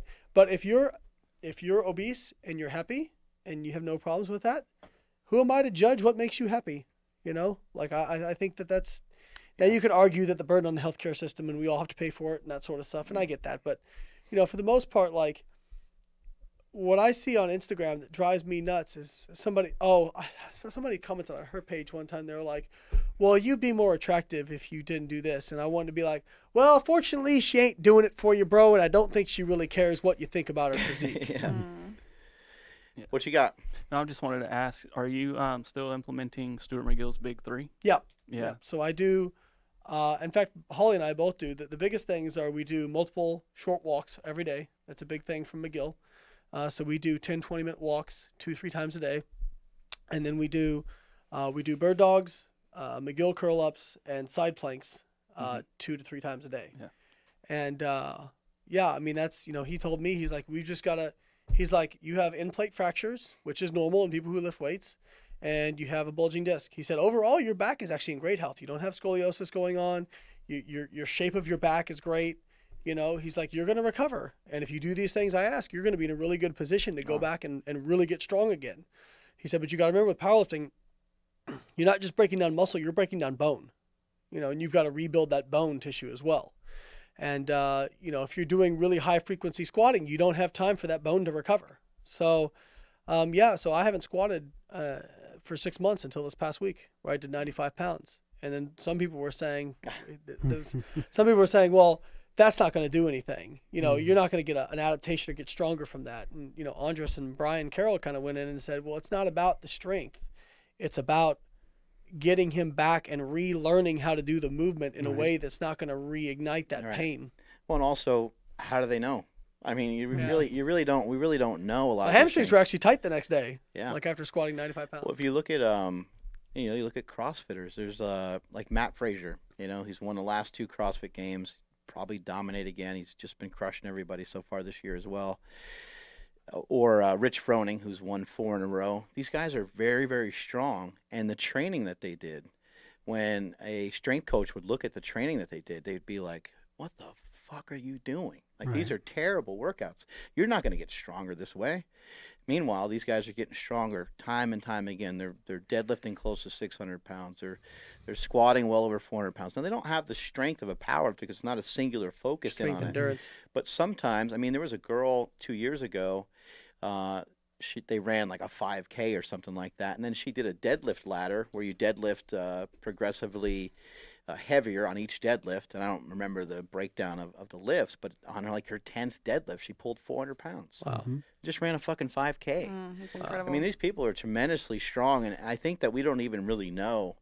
We know some stuff about what gets you stronger, but we still may have not ever found out the most optimal way. Who knows? Like, maybe if we did 50 rep sets, I mean, we show that there's a lot of breakdown on stuff like that, but who's really trying it? Who's done 20 sets of 50 to know, right? It's probably going to depend on the person. Like Right. everybody's, just like everybody has wired a certain maintenance calories. Some people can maintain on higher calories. Some people maintain on lower calories. Some people probably have a higher requirement for sets and reps in terms of dosage than other people. Some people can get really, really strong off one set of a squat per week, but that doesn't mean that everybody's going to be that way, right? Yeah, And so tailoring it is important. People will, it's going back to what we were saying about how people will read the science and just kind of like take that and just like, it has to be this way. This is the only way because this is what this study said. But well, if you look at a study, if you had 20 people in that study that were participants, the average might have showed that, higher volume is better. But for some of those people, they actually got worse. And for some of those people, they got really a lot better. And so then the average is somewhere, in the middle where they, for most people, quote unquote, they get better, but not for everybody. Holly, are you just itching to do some bodybuilding stuff, or has it been still part of your program? I am starting to get a little excited to do some more isolation work, but actually our film guy Kabira pulled up a video from a few months back when I was still doing bodybuilding training, and they were some of my best sessions from last year, and I'm very excited to kind of do it again. But I think as soon as you start a contest prep, you just it's not a pleasant experience for like the last little bit. So How many competitions have you done? God, probably 15 in total, but on like an international level, I've won 2 world championships in the natural bodybuilding federations. But I don't know whether I will continue to do this. I want to teach. I just want people to be able to experience what I've been able to experience as far as like that kind of achievement, and be able to put their bodies through that process, but safely, and enjoy it. Like, I want to help other people do that. Right. Like that's kind of my I feel thing. the same way about powerlifting. I feel like and since 2006, and it's part of the reason for all the videos, part of the reason for all the podcasts and books and any other thing that I do. I want people to experience it the way I experienced it. That's why I'm so passionate about it, and I might get a little out of hand here and there, but I just love it, and I want to bring other people in. That's why the gym's free. I want to bring other people in and say, hey, check this shit out. This shit's fun. I think that's like we do a lot of free content as well. I think we just really enjoy coaching. Like I probably enjoy coaching just as much as I like doing. You guys are doing skits too, which is fun, and we're apparently now actors. That's great. That's great. I mean, you gotta show people the fun side of it. Yeah. So speaking of fun, and since this is super training, I think my body must think it's squat day, because can I have a 2-minute reprieve? Oh yeah, poop and you break? guys keep going. You guys keep going, and I'll just duck right back in. Yeah. Because my body must Let's think run a clock on this and see how long this poop break takes. Ready. And go. 3, 2, 1, go. Clock. Over under 4.5 minutes. It's 12:51. Time is ticking. Yeah. Yeah, who knows what's going to happen in there. Yeah. Could fall in.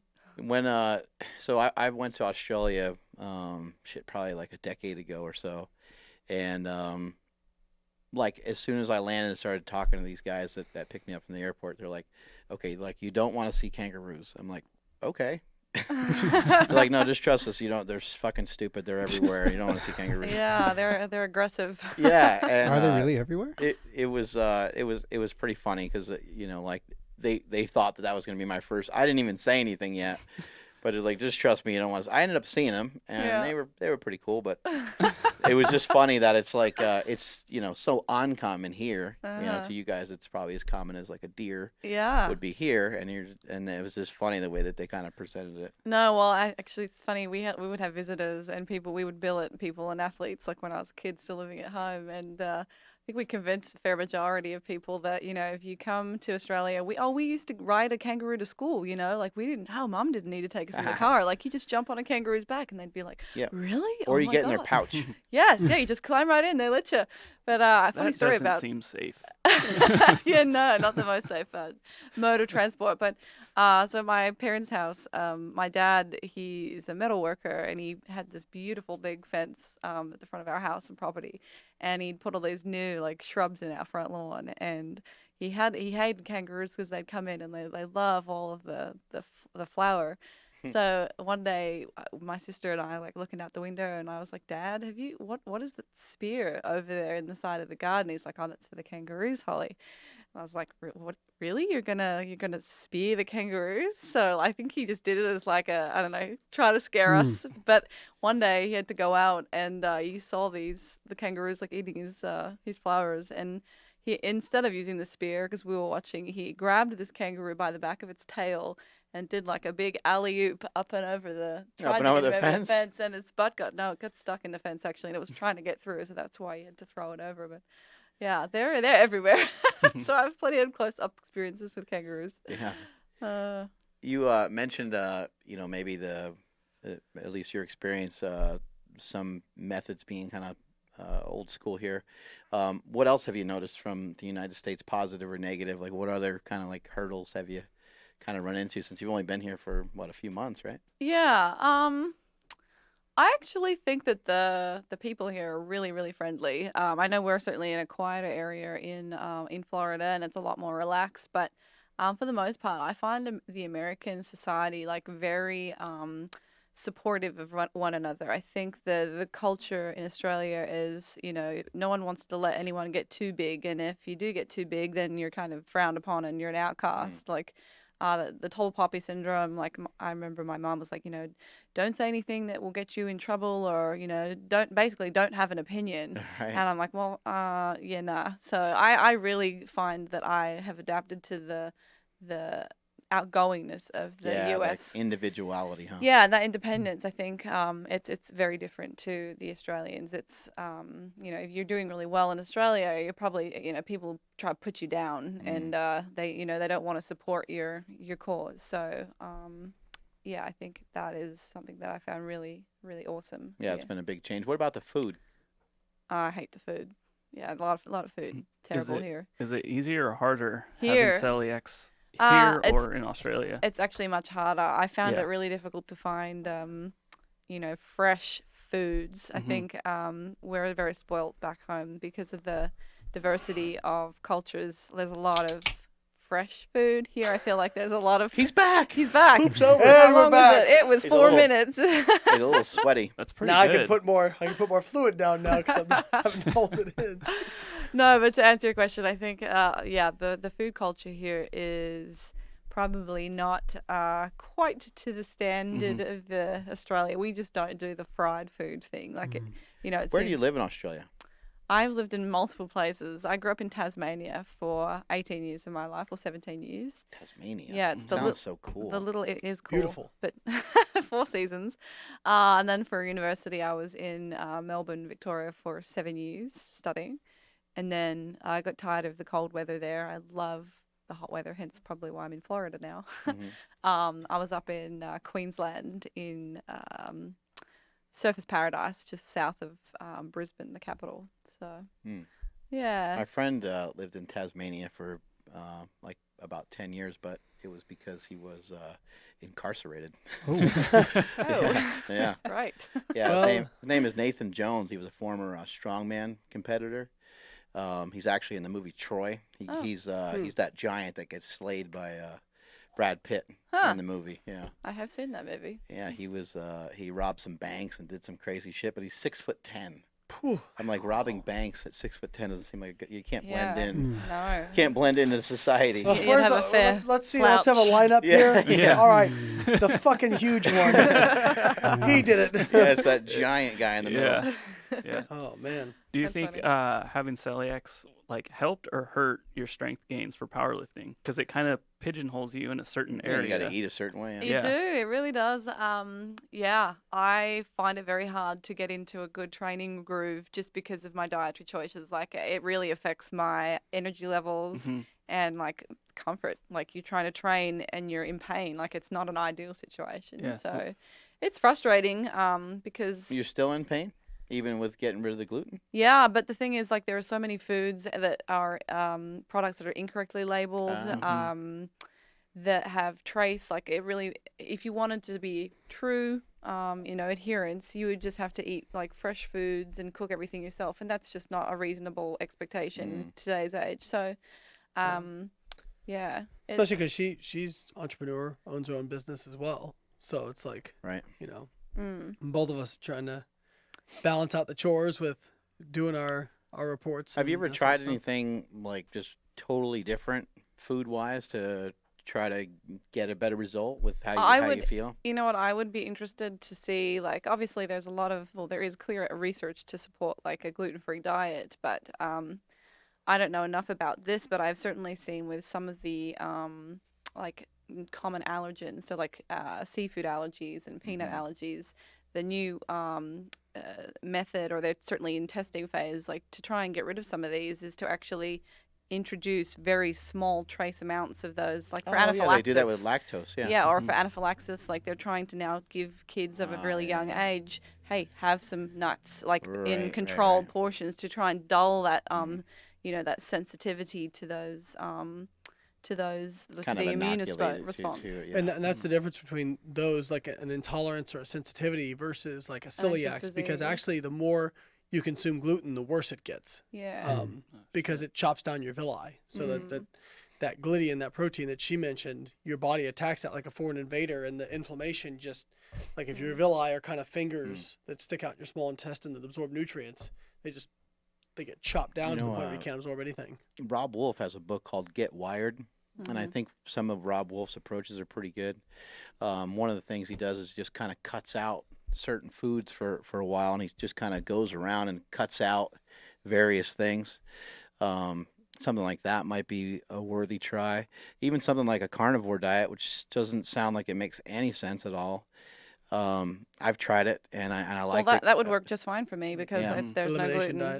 diet. We do a lot of elimination diets with Yeah, clients that's that have what Rob Wolf intolerances. kind of pointing out, like just getting rid of like all these different things, even though maybe rice doesn't have gluten in it, but maybe there's still something triggering something else, right? Oh yeah, there's a lot of unknowns, but yeah, I think it would be pretty cool to go and do some more research into that. It's just like when there's so many interests that I would love to be involved in, but you kind of have to narrow it down a little bit because there's only so much time in a day. So right now, like focusing on our nutrition work is definitely priority number one. What do you think makes the food better in Australia? I just think that not everything is fried. Oh. There's a lot of fresh. Oh, fresh so like food. even if you go to a Watch your restaurant, mouth.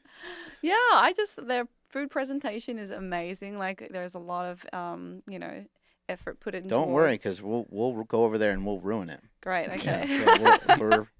Yeah, we're probably about 10 years off from probably totally ruining the entire world with our food. Wow.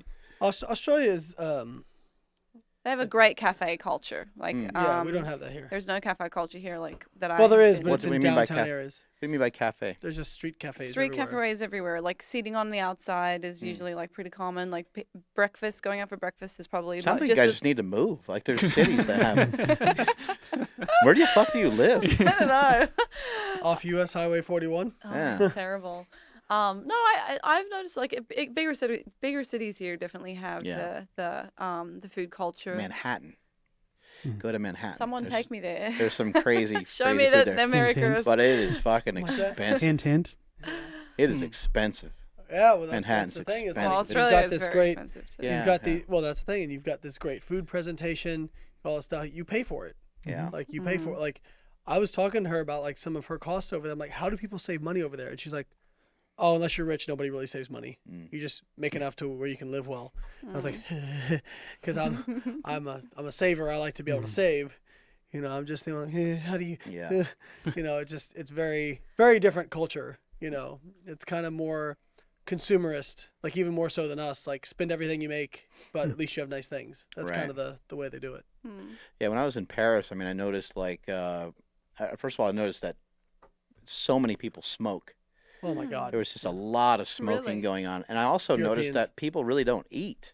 Like when I was in England, I noticed that a lot of the people were heavy. When I went to France, I noticed that there was a lot less people that were heavy. But I also noticed that when people were there's kind of cafes like you're describing, like there's outdoor seating, and you would see, 50 people at each restaurant that you walked by, and there would be an entire street full of restaurants. It would be really rare to see anybody with any food. It was just alcohol and cigarettes. It's like, holy shit. Great diet. Yeah, I know. Well, I mean, know. nicotine is a powerful appetite suppressant. Yeah, you I've see heard. people who stop smoking. Yeah, they gain 20 pounds. A lot of weight. There's multiple reasons for that, but one is oral fixation. So instead of having a cigarette to put on their mouth, they're eating food or snacks. The other thing is nicotine is an extremely powerful appetite suppressant. Yeah. In fact, it's funny. I knew a The natural nicotine diet. I knew a natural bodybuilder who was like had this big moral stand against steroids, but then he would smoke during contest prep because it helped dull his hunger down. I'm like, you don't see like a little cognitive dissonance there, Steroids are unhealthy, but cigarettes are fine, Holly, how'd you get into lifting? That's a really good question. How did I? So when I was living in Melbourne, I was studying, and one of my jobs, I had quite a few actually during my university career, was personal training. So I just really enjoyed fitness. Obviously, I had a background in sport, so I wanted to keep with something that I was familiar with. But I had a gym at one point in Melbourne, and that was probably more in line with like fitness, endurance. You owned a gym? Yeah, part owner. Yeah. And yeah, I guess I kind of stepped away from that for a little while, and I don't know. I guess I just wanted something to do. I enjoyed fitness. I wanted to do some kind of training, but the thing with most individual sports was like athletics. I couldn't really do it when that kind of fit the rest of my lifestyle, trying to study. So like to go down to the running track and train with a group for athletics, it just wasn't an option for me. So I found like going to the gym, I could still exercise and keep fit, but I didn't have to do it on someone else's clock. So I think that's probably what. When you were running, did you lift then or no? We did some work, but it was a lot more plyometric stuff, if any. And I was a lot younger too, so to be a good sprinter, you just sprint a lot. I found, but yes, it's definitely an explosive component. And Who strength. would win in a race? I reckon I would. I had a quick PR for my 100-meter sprint. I did 11.7. That's fast. Yeah, it was good. I competed for Australia, so. That was way That's back. really fast. It's really fast, yeah. Damn. Yeah, not anymore. Yeah. I struggle to run across our highway to get out of the way of cars. So probably not going to be very good at sprinting right now. But I think naturally I have a lot of fast. It is a perishable skill. Yes. No, I mean she went from pretty much not lifting weights to being like natural world champion in like a year. Yeah. So she has good The genetics. genes. And actually we were sitting down. Eric Helms was with us, and we were all talking about something. And Oh yeah. Eric was, they might have been everybody might have been a little bit inebriated and a little bit more liable to say what they thought. But Eric Nothing wrong now with that. hates me. Eric's kind of a hard gainer, and Eric was just mentioning about, he's like, well, I just have such a hard time putting on muscle. And Holly's sitting over there thinking, it's not hard to put on muscle. I have to stop myself from putting on muscle. I think I said to him, I was like, I only have to look at her weight, Eric, and I gain muscle on my shoulders. Like, what do you do? You're doing it all wrong. So she's like, well, if you just let yourself gain some more weight. And Eric's like, well, I tried that. I get fat. And she's like, what if you just let yourself gain muscle? Like Eric's like preventing himself from gaining muscle. And I'm like, here's this ixnay PhD on at the the time. open stay, you know. And yeah, she finally, I think she kind of got the hit. But Eric was like trying to convince her to go do WNBF Worlds. He's like, Holly, just like, because he's looking at like her structure. He's like, just go win WNBF Worlds. Just like, or go do like, not to say that she would win if she did it, but like she's got a great physique, and she was obviously, like we talked about, everybody has certain gifts that they have. You know, she's always been able to put on muscle, like. Yeah, but I'm pretty a quickly. terrible deadlifter. My arms are like a Tyrannosaurus Rex. Like, I am not cut to do that. I am nervous as heck for my deadlift tomorrow. Sumo, conventional? I sumo, but like just deadlifting does not agree. Although bench pressing, I should be really good at that because my arms are about the length Yeah, of I my. think you said she does like 170, 165, something like Yeah, that. I think she's gonna be somewhere in that range. Yeah. We'll see. Yeah. It'll be. And It's then our first meet, so our goal is to go. I think the goal is to go 9 for 9. Where's that squat at? Squat is currently. I have not actually tested my squat for an RPE 10 yet, but I did a 265 the other day at an RPE 8. So. Nice. Yeah, I don't know. That's not good by all means. But Deadlift? Deadlift, I've pulled 310 for a single, but that was like way back. Yeah. I don't know where I'm at. She's I've had a little bit of nagging injury that's been keeping her from deadlifting to her full potential. But yeah, we'll see. So this is an odd concept. In the training, Mhm. you're not going 110% all the time. no, not. That's amazing. And you're still getting results. Still getting results. It's really weird. Sometimes you just have to adapt to the person, like I was saying earlier. Yeah. And But she's most of the times we want to hit those big yeah. max lifts on game day, on the Absolutely. platform, right? Yeah, there's no sense in her hitting PRs in the gym if her goal is to hit PRs on the platform, right?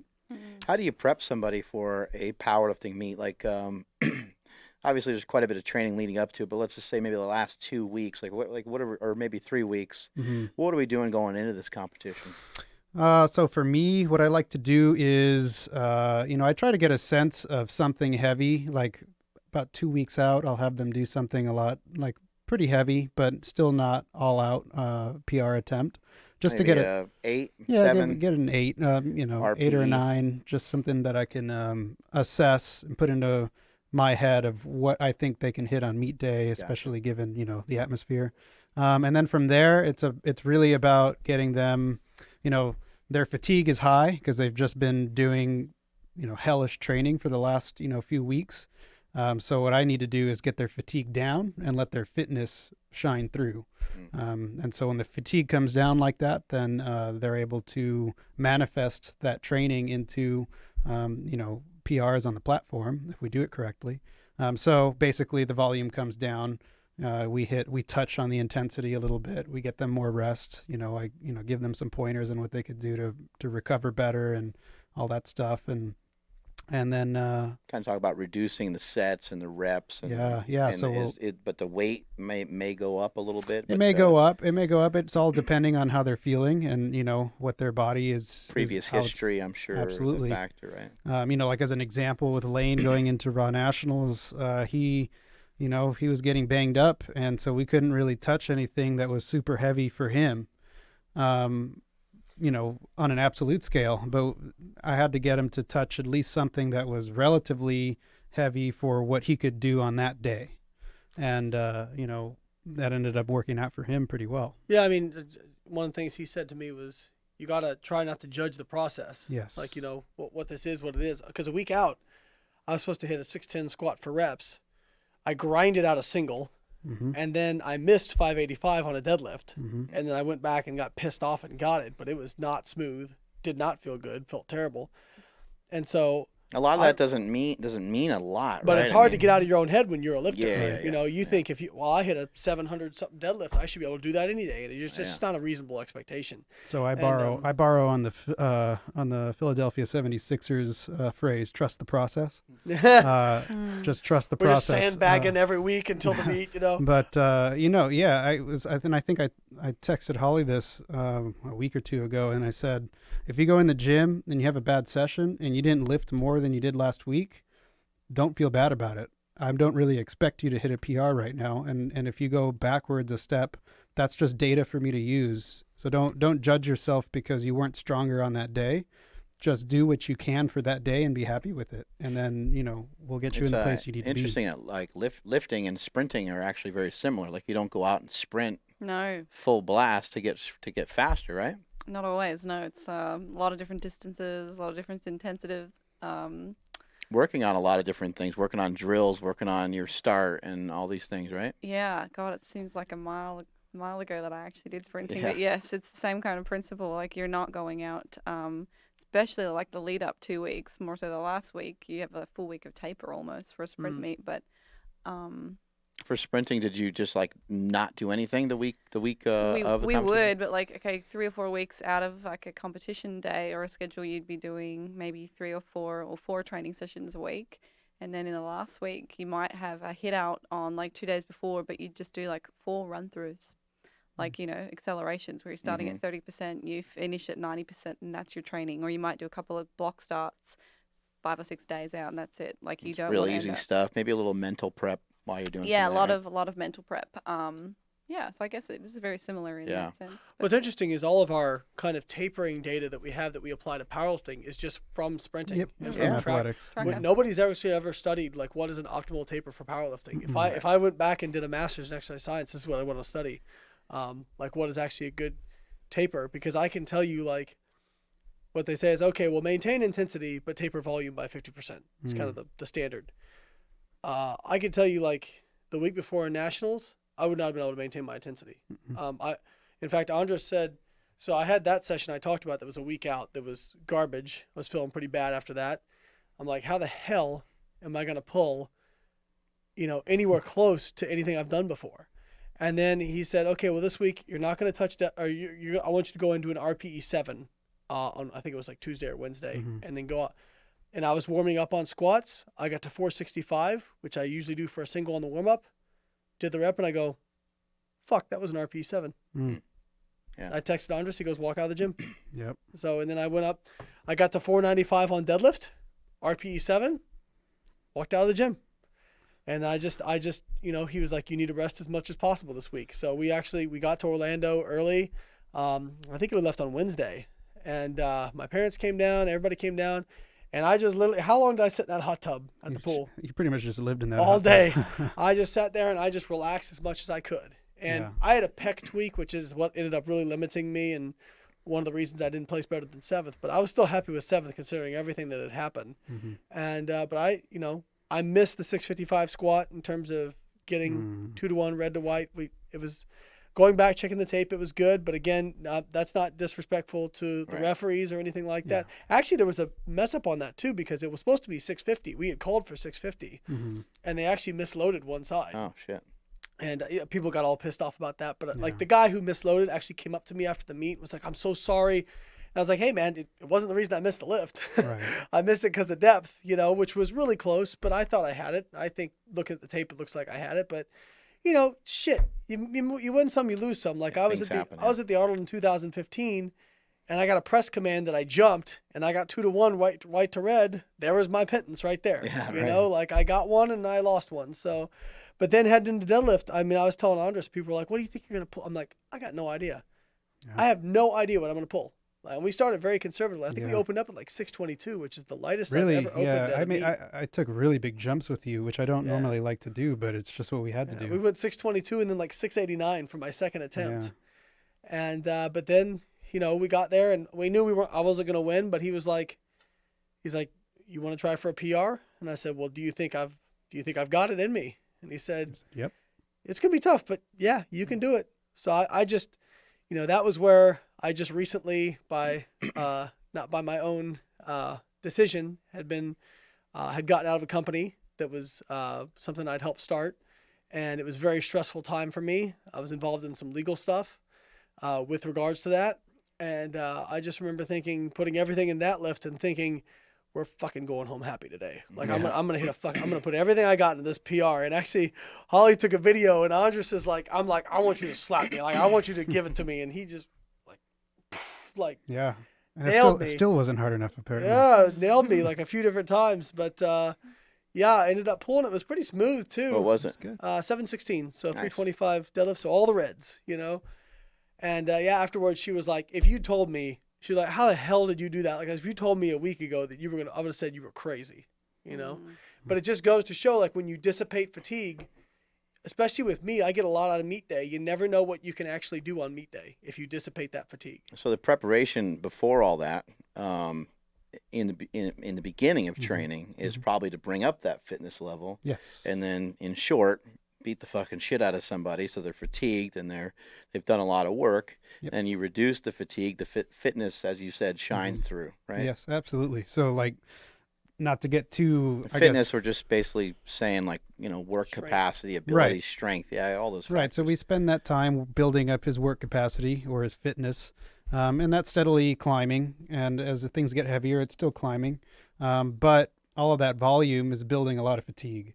And then, by the time you get to those heavier lifts, your fatigue is accumulated to a point where now, even though you're on lower volume, the hit to your nervous system from doing heavy squats or heavy deadlifting especially is making that fatigue climb even higher. And so you get to a point where your overall performance looks bad because your fatigue is dampening you so much. And then once you relieve that, you see the true, It's almost like within a training session, in the beginning of the workout is where you're the strongest. The end of the workout is where you're weakest, is because you've already fatigued yourself. Yep. You go to try to heavy deadlift at the end of a workout where you did a bunch of back stuff, you did a bunch of other things. Yep. It's going to be very hard to lift that weight up off the ground. And this is a similar principle, just stretched out over. Stretched out, yeah. So what do? longer You period. go home, you get a good night's rest, and then the next day or the next week after you've, taken a week off of that lift or something or a few days, you're stronger. Do you guys take almost the whole week off of training, or is it just like a little bit of stuff in there? So I kind of, again, like with Layne, I'd had to adjust things. Normally I'd want somebody to go in like on Monday if their meet is on Saturday and touch something relatively, heavy, maybe like a single at an 8, like an opener kind of thing. With Layne, he was so far down the hole that I told him, you can't do that. You're going to have to go lighter. We're going to have to just rest. With Holly, I was able to have her do something a little heavier. So everything is a little bit, you got to adapt, And that's way different than you were training before, because I remember when you said whenever you traveled somewhere, you were like, crazy about finding a gym. And even when you traveled to meets, like you would lift on like Thursday or something like that, and the contest was Saturday or something like that. Right? Before Worlds, the Wednesday before Worlds, I did 4 sets of 5 with 520, on squat. Yeah. And that was easy for me at that point, because it just kind of goes to show you, like, different methods work. Different methods can work, and I'm not poo-pooing that, because I got really strong that way. Like, I will never.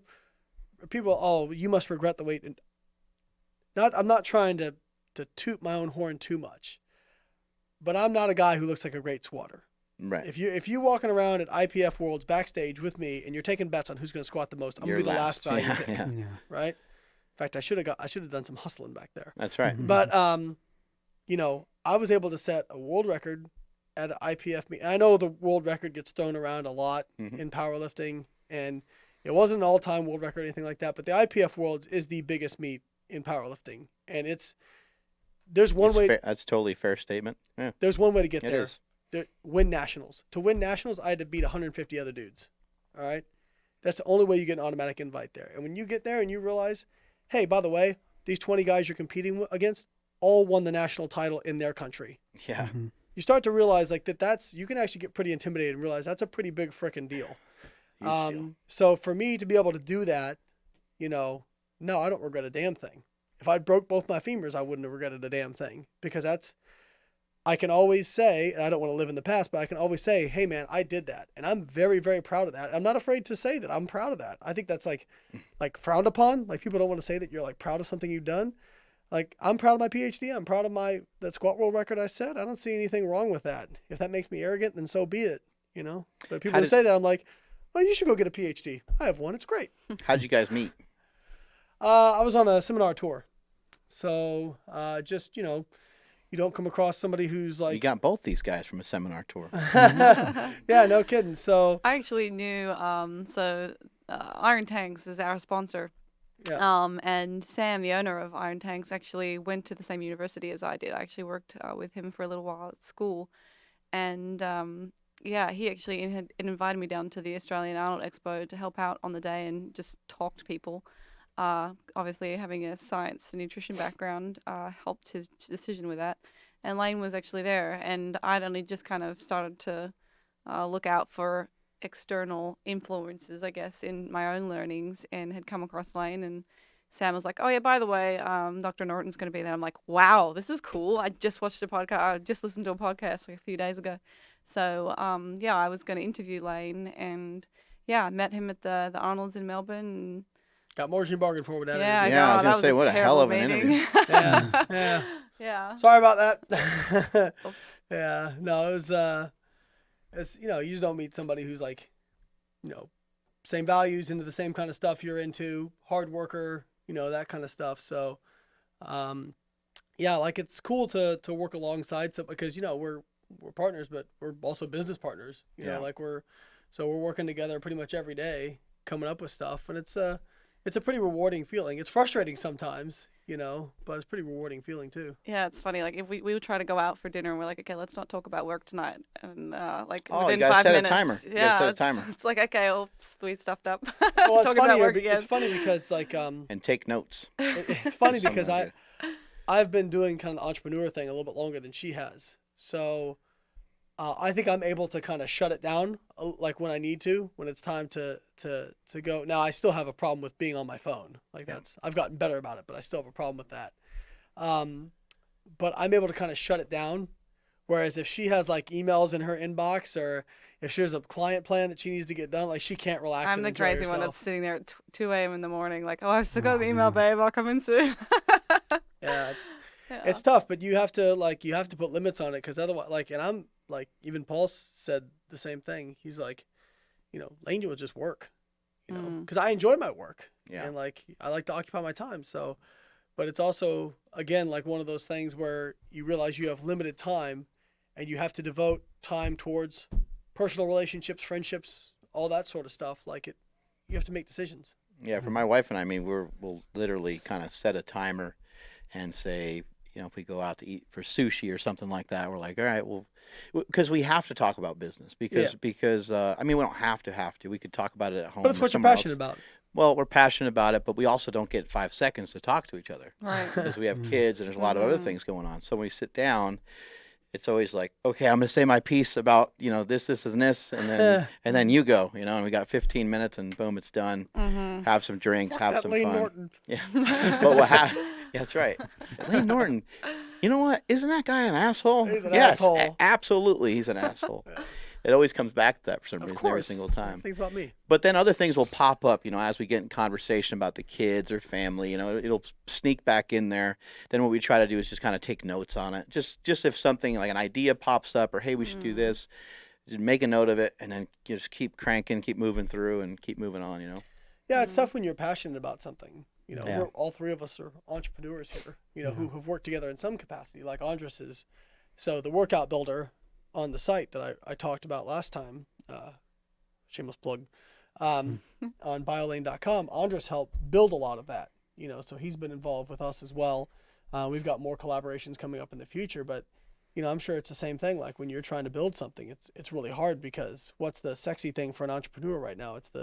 And I love Gary Vaynerchuk's stuff, but I think he also does a good job of pointing it out. It's like, you know, if you want to be like the best husband or father or all that, like, it's going to take away from your entrepreneur stuff. Yeah, like, there's you gotta really be honest. balance. Like balance does not exist. Like it's a tangible. Yeah. It's He either said that this or he has an agreement. You know, he has an agreement like with his family and with his wife and stuff, that he's just not always going to be there. Yeah. You know, and you know, maybe he'll regret it later on, but that's what he's doing. That's what he decided to do. Yeah, I mean, I actually, something Aaron Singerman said to me one time. He's the owner of Redcon One, friend of mine, and he's like, he loves kids. He loves his kids, but he's like, what I'm putting in now in terms of time wise, we could have 50 kids. This is what I can devote. And at first when I heard that, I'm like, man, that's kind of jerk thing to say, but now I get it more. You know, like it's like, no, that's if you're gonna do, everything is a choice, and if you're gonna do one thing, it's taken away from another thing. And it doesn't, you just got to decide where you're going to put your time and energy. And sometimes business got to come first. Sometimes family's got to come first, you know, but obviously like things change, and you got to kind of fly by the seat of your pants sometime. If something comes up, one of your kids is sick or something like that. Now we got to focus on the kids regardless of what we had going on for business. Right? Yeah. Yeah, like I had food poisoning the other week. Oh. And oh my God. And I was like, well, sorry, babe, you're going to listen to me whine all day, Yeah, it's killing you, right? Yeah, it's just, but you have to understand that everything's a choice. Yeah, I think the biggest thing for me is being like, as somebody that has kind of gone through adulthood, very independent, very like business minded and driven, and I've had the ability to kind of do things at my leisure. Now moving to US, like just being in a relationship, that's one big thing that's different, but also like having the kids, that has been such a big like eye opener, like my respect for parents, like, and how you like, split up your time in the day. Like it is incredibly difficult, You gotta especially really as an kinda- entrepreneur. Yeah. Like, and a lot of things you got to do some things by yourself. So, if you're working late, then you're working late. Like, if you want to have time for all those things. So That's why I like to wake up early, and everyone's a little different on their schedule. Some people like to work a little bit later, and for me, I'll wake up at 4:00 just to try to get ahead of the day. And when I leave here, I'm just going to be hanging with my kids and hanging with my wife and Get your work done early, and then I get it all done, and the same thing goes with like my food or any of it. Like if I'm going to I utilize intermittent fasting here and there. I'm going to fast. It's going to be, I guess what I'm trying to say is like the morning through mid-afternoon, late afternoon, I try to make it like difficult. It's work related. It's diet related. It's all those things. I go home. It's time to eat dinner. It's time to hang out with the kids and shut everything down. And then I work towards trying to get it to bed on time, which is like a fight. Like you have to respect that time. That's an important time. But that's the thing is like, again, if you are going to, we say we need to get sleep. Sleep's really important. You need to be a great entrepreneur. That's really important. You need to be a good well, something's got to give somewhere. Yeah. You know what I mean? Like, and that's, Arnold had a famous speech. He's like, you say you need 8 hours of sleep a night. I say sleep faster. Get 6 hours of sleep a night and you have 2 more hours to do something that somebody else can't do. But sorry, that's my really bad Arnold voice. But now you're shortchanging yourself on sleep, maybe jeopardizing your health a little bit, your recovery, that sort of thing. So where is that thing that's going to give? Because at some point something's got to give, and I think you've built a much bigger business than I ever have. But delegating, that's and they find that I think studies have shown people are happier when they pay for services that allow them to have more time, as opposed to paying for things. Yeah. You know what I mean? So like, I could cut my own lawn, but I don't do it because I'd rather spend that time putting towards other things. Right. I don't clean my pool because.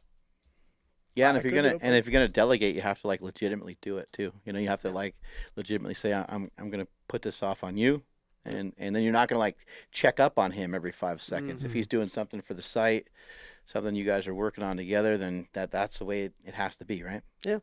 Yeah, I think. I don't have kids. I just got married about a month and a half ago. But Yay. I think a lot of people, like you're saying, we know what's healthy for us. We should get enough sleep. We should eat a certain way. We should exercise a little bit, and there's sometimes not enough time in the day to accommodate the perfect lifestyle by the book on everything. And so then you have to figure out what are your priorities and live by those priorities and be happy with it. You'd have to spread it out, just like you talked about spreading out the training. Right. Well, like if you wanted to go back and let's say you got an itch again, I want to be the best powerlifter I possibly can be. Well, now it might be a little bit different because you've gotten the framework in position, but it's still going to take away from your business, right? Yeah. Or your family, one of the two or both, right? Yeah. So it's going to be a conversation. Okay, am I willing to accommodate less business or less money or less things getting done in order to pursue this goal of mine? So the next time I go back for powerlifting, I've got to sit here and say, all right, well, I've got to understand that, okay, I've got to be okay with less clients, less money, less time in business, because I don't want to sacrifice any more time with my kids. It's not any different than removing myself from it either. I have to be okay with lifting less weight. Yeah. I have to be okay with like, this doesn't define me anymore. I'm going to move on to other things. Right? I feel like that's a really hard thing for a lot of people to get over. Yeah. Luckily for me, I've never been egotistical in that way. Right. I could lift with people and they can lift more than me, and it's never bothered me. I don't care You know, lifting in this environment for so long, you know, people will try to beat me on a fucking lat pull down. They don't care what it is. They'll try to sneak one and get one over on me wherever I can. You know, I did my numbers on the platform, and I started competing when I was like 12 years old. So I feel comfortable with those. And if somebody's, you know, wants to squat 500 for reps while I'm squatting 225, it doesn't, luckily, it doesn't really, it's not like hurting my ego. I'm not like, you know, forcing myself to try to lift what they're lifting. And I'm really thankful for that, because even lifting this morning, you know, I was lifting Ryan Spencer, who's 170 pounds. He's lifting more weight than me. But I have an understanding of like, this is where I'm at. I used to be in a different spot. Right. This is where I'm at now, and I'm okay with this. This is what I'm doing. Do you feel like, I feel like sometimes people just, they don't have fulfillment anywhere else other than the gym, right? So if you're not fulfilled anywhere, then you're just defining yourself by what you can do on the platform, or then you're going to get pissed off when other people are beating you in the gym, because that's all you've got. Right. So you got to be well-rounded. I think it's important to specialize, but I think it's important to have more than one thing that defines you. Sure. You know, that's because if you only got one thing that defines you, if that thing goes away, you're pretty. I mean, like I said, like Brian Carroll talked about in The Gift of Injury, like he was contemplating suicide because he was so devastated that he couldn't lift heavy. You know? I know so many power lifters like that. Yeah. Yeah, all they got is their strength, and then when it's when it's gone, I guess it's going to go at some point. Yeah, it happens because you are so obsessed about it, you're not paying attention to anything else. Yeah, that's where your focus is. Yeah, I think, but prioritization is something that I've learned that has to be really like writing down. Okay, what are my goals actually, and in order of importance. What are my goals? And then I need to make my actions to reflect those, because if my actions don't reflect those, then they're not actually my right priorities. Right. You'll start to feel like if you're making the wrong decisions and they're not in line with your priorities, you're going to start to be unhappy with the way things are turning out in your life, I think. Yeah. You got a couple questions over there, Andrew? I was just curious because we've started podcasting before this podcast, and Layne is on his third monster. So like, I think he had a few though before that. Yeah. Really? I think he's probably had about 4 or 5 today. Well, this one's only half empty, so. Well, half empty. 3.5. But yeah, no, I just know that people are gonna be like, you know, he's a doctor, but he's having all this stuff going on. Like, are those monsters okay? Is there no one anything ever wrong with said that? he's smart. Well, well, if I look at this, I mean, you're looking at, you know. I mean, because it says 0 everything. So what the hell's in there? So you got vitamin B's, which vitamin B's not going to hurt you. You just piss it out if you drink too much of it. And then, Gives it a nice yellow color. You've got some other stuff like L-carnitine, caffeine, sucralose. I mean, he's only looking at all the good stuff. I mean, we talked about artificial sweeteners earlier. You know? That's why I brought it up again. Yeah, I mean, now if you have too much caffeine, like there is an LD50 for caffeine, it's really high. You'd have to have a lot of monsters to get there. But I mean, too much of anything is a bad thing. But based on what I've seen, the data I've seen, like, is it better or as good as me drinking water? Probably not. But I like the taste of it, and I don't mind getting a little caffeine, so I'm alert. Also, that's what you're doing for the moment. It's like I don't sit here and try to pretend that this is like bodybuilders who want to pretend they do everything for optimal health. I mean, this is my favorite thing is the bodybuilder who has some kind of crazy water filtration system because they don't want the fluoride in the water because they think it's bad for them, but they're cool with doing 3 grams a test a week. And it's like, right. Okay. Yeah, and what's in their amino acids and all this other stuff they're taking too, right? Yeah. So, I mean, is it the best thing I could possibly do? Probably not. But is it going to hurt me? The data doesn't seem to suggest that. Cool. So, and if it was going to hurt me, it would probably hurt me by now. I feel like there's a lot of times 2 different camps, right? So maybe the data, like we were saying earlier, the data on average might show that there is no ill effects of whatever's in the monster. And for some people, actually, maybe it would have a negative effect on them. We talked about that with people who have polymorphisms on right. caffeine. Yeah. So for some people it might, and for some people it might not. And so I feel like you get the people who are either on the one extreme where they're like, well, you might as well just cut it out of your life completely because it might kill you faster. And then you have people on the other side who are like, well, yeah, maybe it will take off a week of my life, but I enjoy drinking this Diet Coke or this Monster, and I mean, that's just what I'm going to do, and I'm happy with the result. Things are like packaged differently. Like a Monster there's going to be some people who are like, oh, it's got, cancer or whatever, promoting agents or whatever somebody's going to make up about it, right, or say about it. And maybe they can reference a study. But how different is that than your protein shake that you have? Like, we just don't know. Like, some of the ingredients that go into that might be the same ingredients that go into your pre-workout, which we are going to associate with health, because it's like, oh, I have that before I exercise. So it's clearly healthy. It makes it okay. That's my ever favorite thing is the pro bodybuilders who don't have any artificial sweeteners. Yeah. Except for the ones that are in my supplement that I'm sponsored by. There you go. Yeah. Come on, guys. Yeah. How about the correlation with like caffeine and raising cortisol levels? You probably can speak to that a little bit better. I think that's probably pretty divergent, and probably there's a threshold for that. Yeah, I mean, can caffeine maybe raise your cortisol levels a little bit because it's stimulating you and it's kind of making you nervous or jittery? It's possible. Does that affect acute or chronic? Are you having like chronically high cortisol that's going to probably have some effect on your health? Or are you having like an acute reaction to that? And then, most times of the day. Yeah, because training increases cortisol too. Absolutely. My concern with caffeine would mainly just be about sleep. Yeah. Are you able to get to bed on time? And then the other concern is dehydration. For me, it'll dehydrate me if I have too much, but that's also because I don't eat carbs. Yeah. I'm on a low carb diet, and so I'm not going to be as hydrated. Well, actually, there's research now that has shown that like caffeine is a very mild diuretic, and like you're actually much more hydrated after a cup of coffee than you are before it. Yeah. So because of the amount of liquid, you may not be quite as hydrated as you would get with just pure water, but you're still more hydrated than you would be by not drinking anything. Right. So the amount of liquid that goes into your body is more than the amount that you would pee out extra from the diuretic effect. Cool. Basically, in short, we're saying Monster's totally healthy for you. Well, I like it. And it's also You're going to be jacked and tan the more you drink. It just tastes so good. If you So think good. about anything that could be potentially bad for you, right? A little bit of a bad thing makes you stronger, right? Training is actually bad for your body in terms of breaking down your muscle and stuff. You have an adaptation to get better and more resilient. Training is like a vaccine. Think about it. You when you're taking a vaccine, you're taking a weakened or dead virus, which your body has to respond to, that stressor, by accommodating for it and adjusting. Right. Training, if you told somebody who didn't know anything about resistance training, or they just knew about what was quote unquote healthy, and you said, I'm going to have you do something that increases your cortisol, increases your inflammatory response, increases your reactive oxygen species, raises your heart rate, and raises your blood pressure, what would you say? Is that good for you? No, hell no, right? Yeah. But that's exactly what exercise does. But you're getting a controlled dose of a stressor that your body adapts to and then is better able to fight off those stressors in the future, just like a vaccine.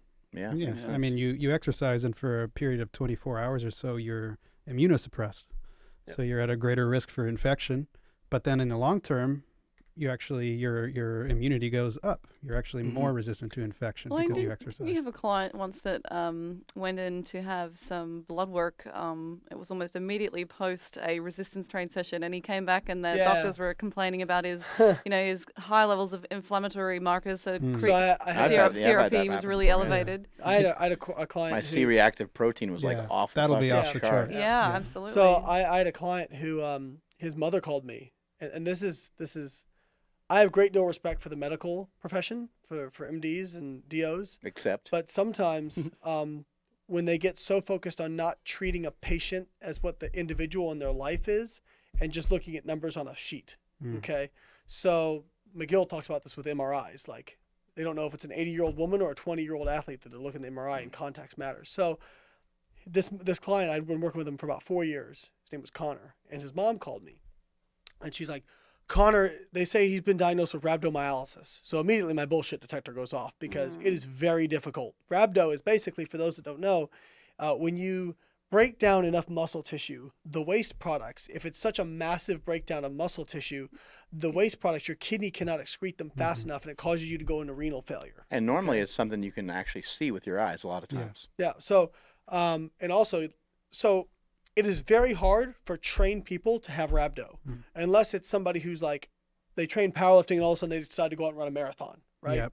or they run a marathon and they decide to CrossFit. Like, it has to be something that's a completely new stressor that's off the charts. CrossFit, you see it a lot. I've seen Usually it a what couple of happens- times in some competitors who have, they're on ridiculously low calories and make then their your, training is ridiculous. Yeah, The usually area it's- that's irritated will make it fucking blow up like crazy. It's insane usually looking. rhabdo happens in people who formerly exercised, who have been detrained for a long period of time, who go back in and try to hit it really hard their first session back, and their body's not accommodated for it, and that happens. So, but this guy had been training consistently for years, and I'm like, so I talked to him. I said, well, can I talk to Connor? And she's like, yeah. It's like, well, what did they use to diagnose it? Well, his creatine kinase was elevated. Well, duh. Creatine kinase gets elevated when you have a workout, and it was modestly elevated above the normal level, right? And I said, are you running a fever? Like, are you having, like, do you feel ill? Are you having, like, any, like, generalized pain or anything like that? And he said he had some stomach pain, that's what they were using the diagnosis. He had stomach pain, and his creatine kinase was a little bit high. I said, well, did you do, like, a crazy leg workout or anything different? He's like, no, I just did my normal training. Yeah. Well, I went down the rabbit hole, and what I found was he had recently switched to taking a probiotic. And I was like, dude, you have gas. You got gas because you've got different bacteria. And literally what happened was he farted a few times over the next 24 hours and then was like, I feel better, and left the ER. And you're like, that's $250. Thank you. But I mean, that's if you just look at numbers on a page, and you like I talked about, I have a partnership with a company called Steady MD. That's my friend Dr. Spencer Nadolski's part of that, and one of the appeals to that is basically like they offer concierge medicine with doctors who lift. Yeah, I've heard of that. Right? Yeah. So and it's like $99 a month, but you got like text access to any doctor who can write you a script, can do anything. But so many times, how many of you out there, this, like your liver enzymes are elevated a little bit, or your creatine or your BUN or anything like that, and the doctor says, oh my God, your kidneys are failing, or your liver's in trouble or something. Those are all normal reactions to people who lift weights and eat a higher protein diet. It doesn't make them dangerous, and it's, again, the chicken or the egg argument. People who are in liver failure and kidney failure 100% have those enzymes elevated. But just because those are elevated does not mean you're in kidney or liver failure. In fact, usually you're not. So it's, again, there are some really, really good doctors out there. So I don't want to make it sound like this is every single one of them. But some just kind of look at numbers on a sheet and don't actually take the full patient into account. Well, blood work is kind of like a snapshot in time, right? Yeah. I mean, Sure. that could be really variable depending on what they did the day before or what they've been doing the last couple of weeks. And so we want to use it, obviously, to try to give informed decisions on, like what's happening chronically. But if you don't actually have that conversation with a person and like try to figure out if they have any symptoms and then look at the blood work and say, okay, yeah, that makes sense that they're having these symptoms because this is off the charts. You're I feel like it's almost backwards that way. You're just looking at the numbers and then assuming what they're feeling like. Yep. Cool. I got one more. Holly and Layne, you guys work together. You live together. You guys are around each other 24/7. Basically. How do we not kill each other? Yeah. How do you guys stay happy? How about that? How do you guys keep each other happy? There you go. I think I'm going to start with this one. Is that okay? Yeah, sure. Yeah, I always talk first. So one is knowing yourself and knowing your partner. And I think we listened to a really good book that helped us a lot. And it was called Your Brain on Love by Stan Tatkin. Fantastic book. And it basically, like, when you read this book or listen to this book, you will not only understand your partner better and why they are the way they are, but you'll understand yourself better. And why. So this is a guy who studies attachment theory with children and with adults. babies. And finds that a lot of the ways that you interact with your partner came about because of the way you and your parents interacted. And like, she's an island. So when she gets stressed, she just like completely retracts into herself and doesn't speak, right? I have a hard time speaking anyway. Yeah, she wants Generally, when islands she's do. stressed, she wants to be alone. She needs alone time. I'm not that way. Like, I'm more of a wave where I feel better being around people, talking, doing that. But Very if we feminine trait there. but if we had, well, the other thing too is if you're around somebody, if you're like an island, but you're around somebody who's more of an island than you'll become more like a wave because you're adapting to them. So, but understanding from the perspective of most people are not trying to intentionally hurt somebody else when they do. They are just reacting to stressors and stimuli in their life. And so like knowing this information, we kind of looked at, oh shit, well that's why you do that, and that's why I do that, and that's. So now it's like, okay, if she gets in that place, I know sometimes I need to walk out of the room and just give some space. And she also knows that sometimes she needs me to come up and just give me a hug, even though that wouldn't do anything for her. Sometimes I need that. Yeah, right? it's similar to like the love languages. I'm not sure if the guys listening have heard of that, but yeah, everybody requires different things in their relationship to have fulfillment, right?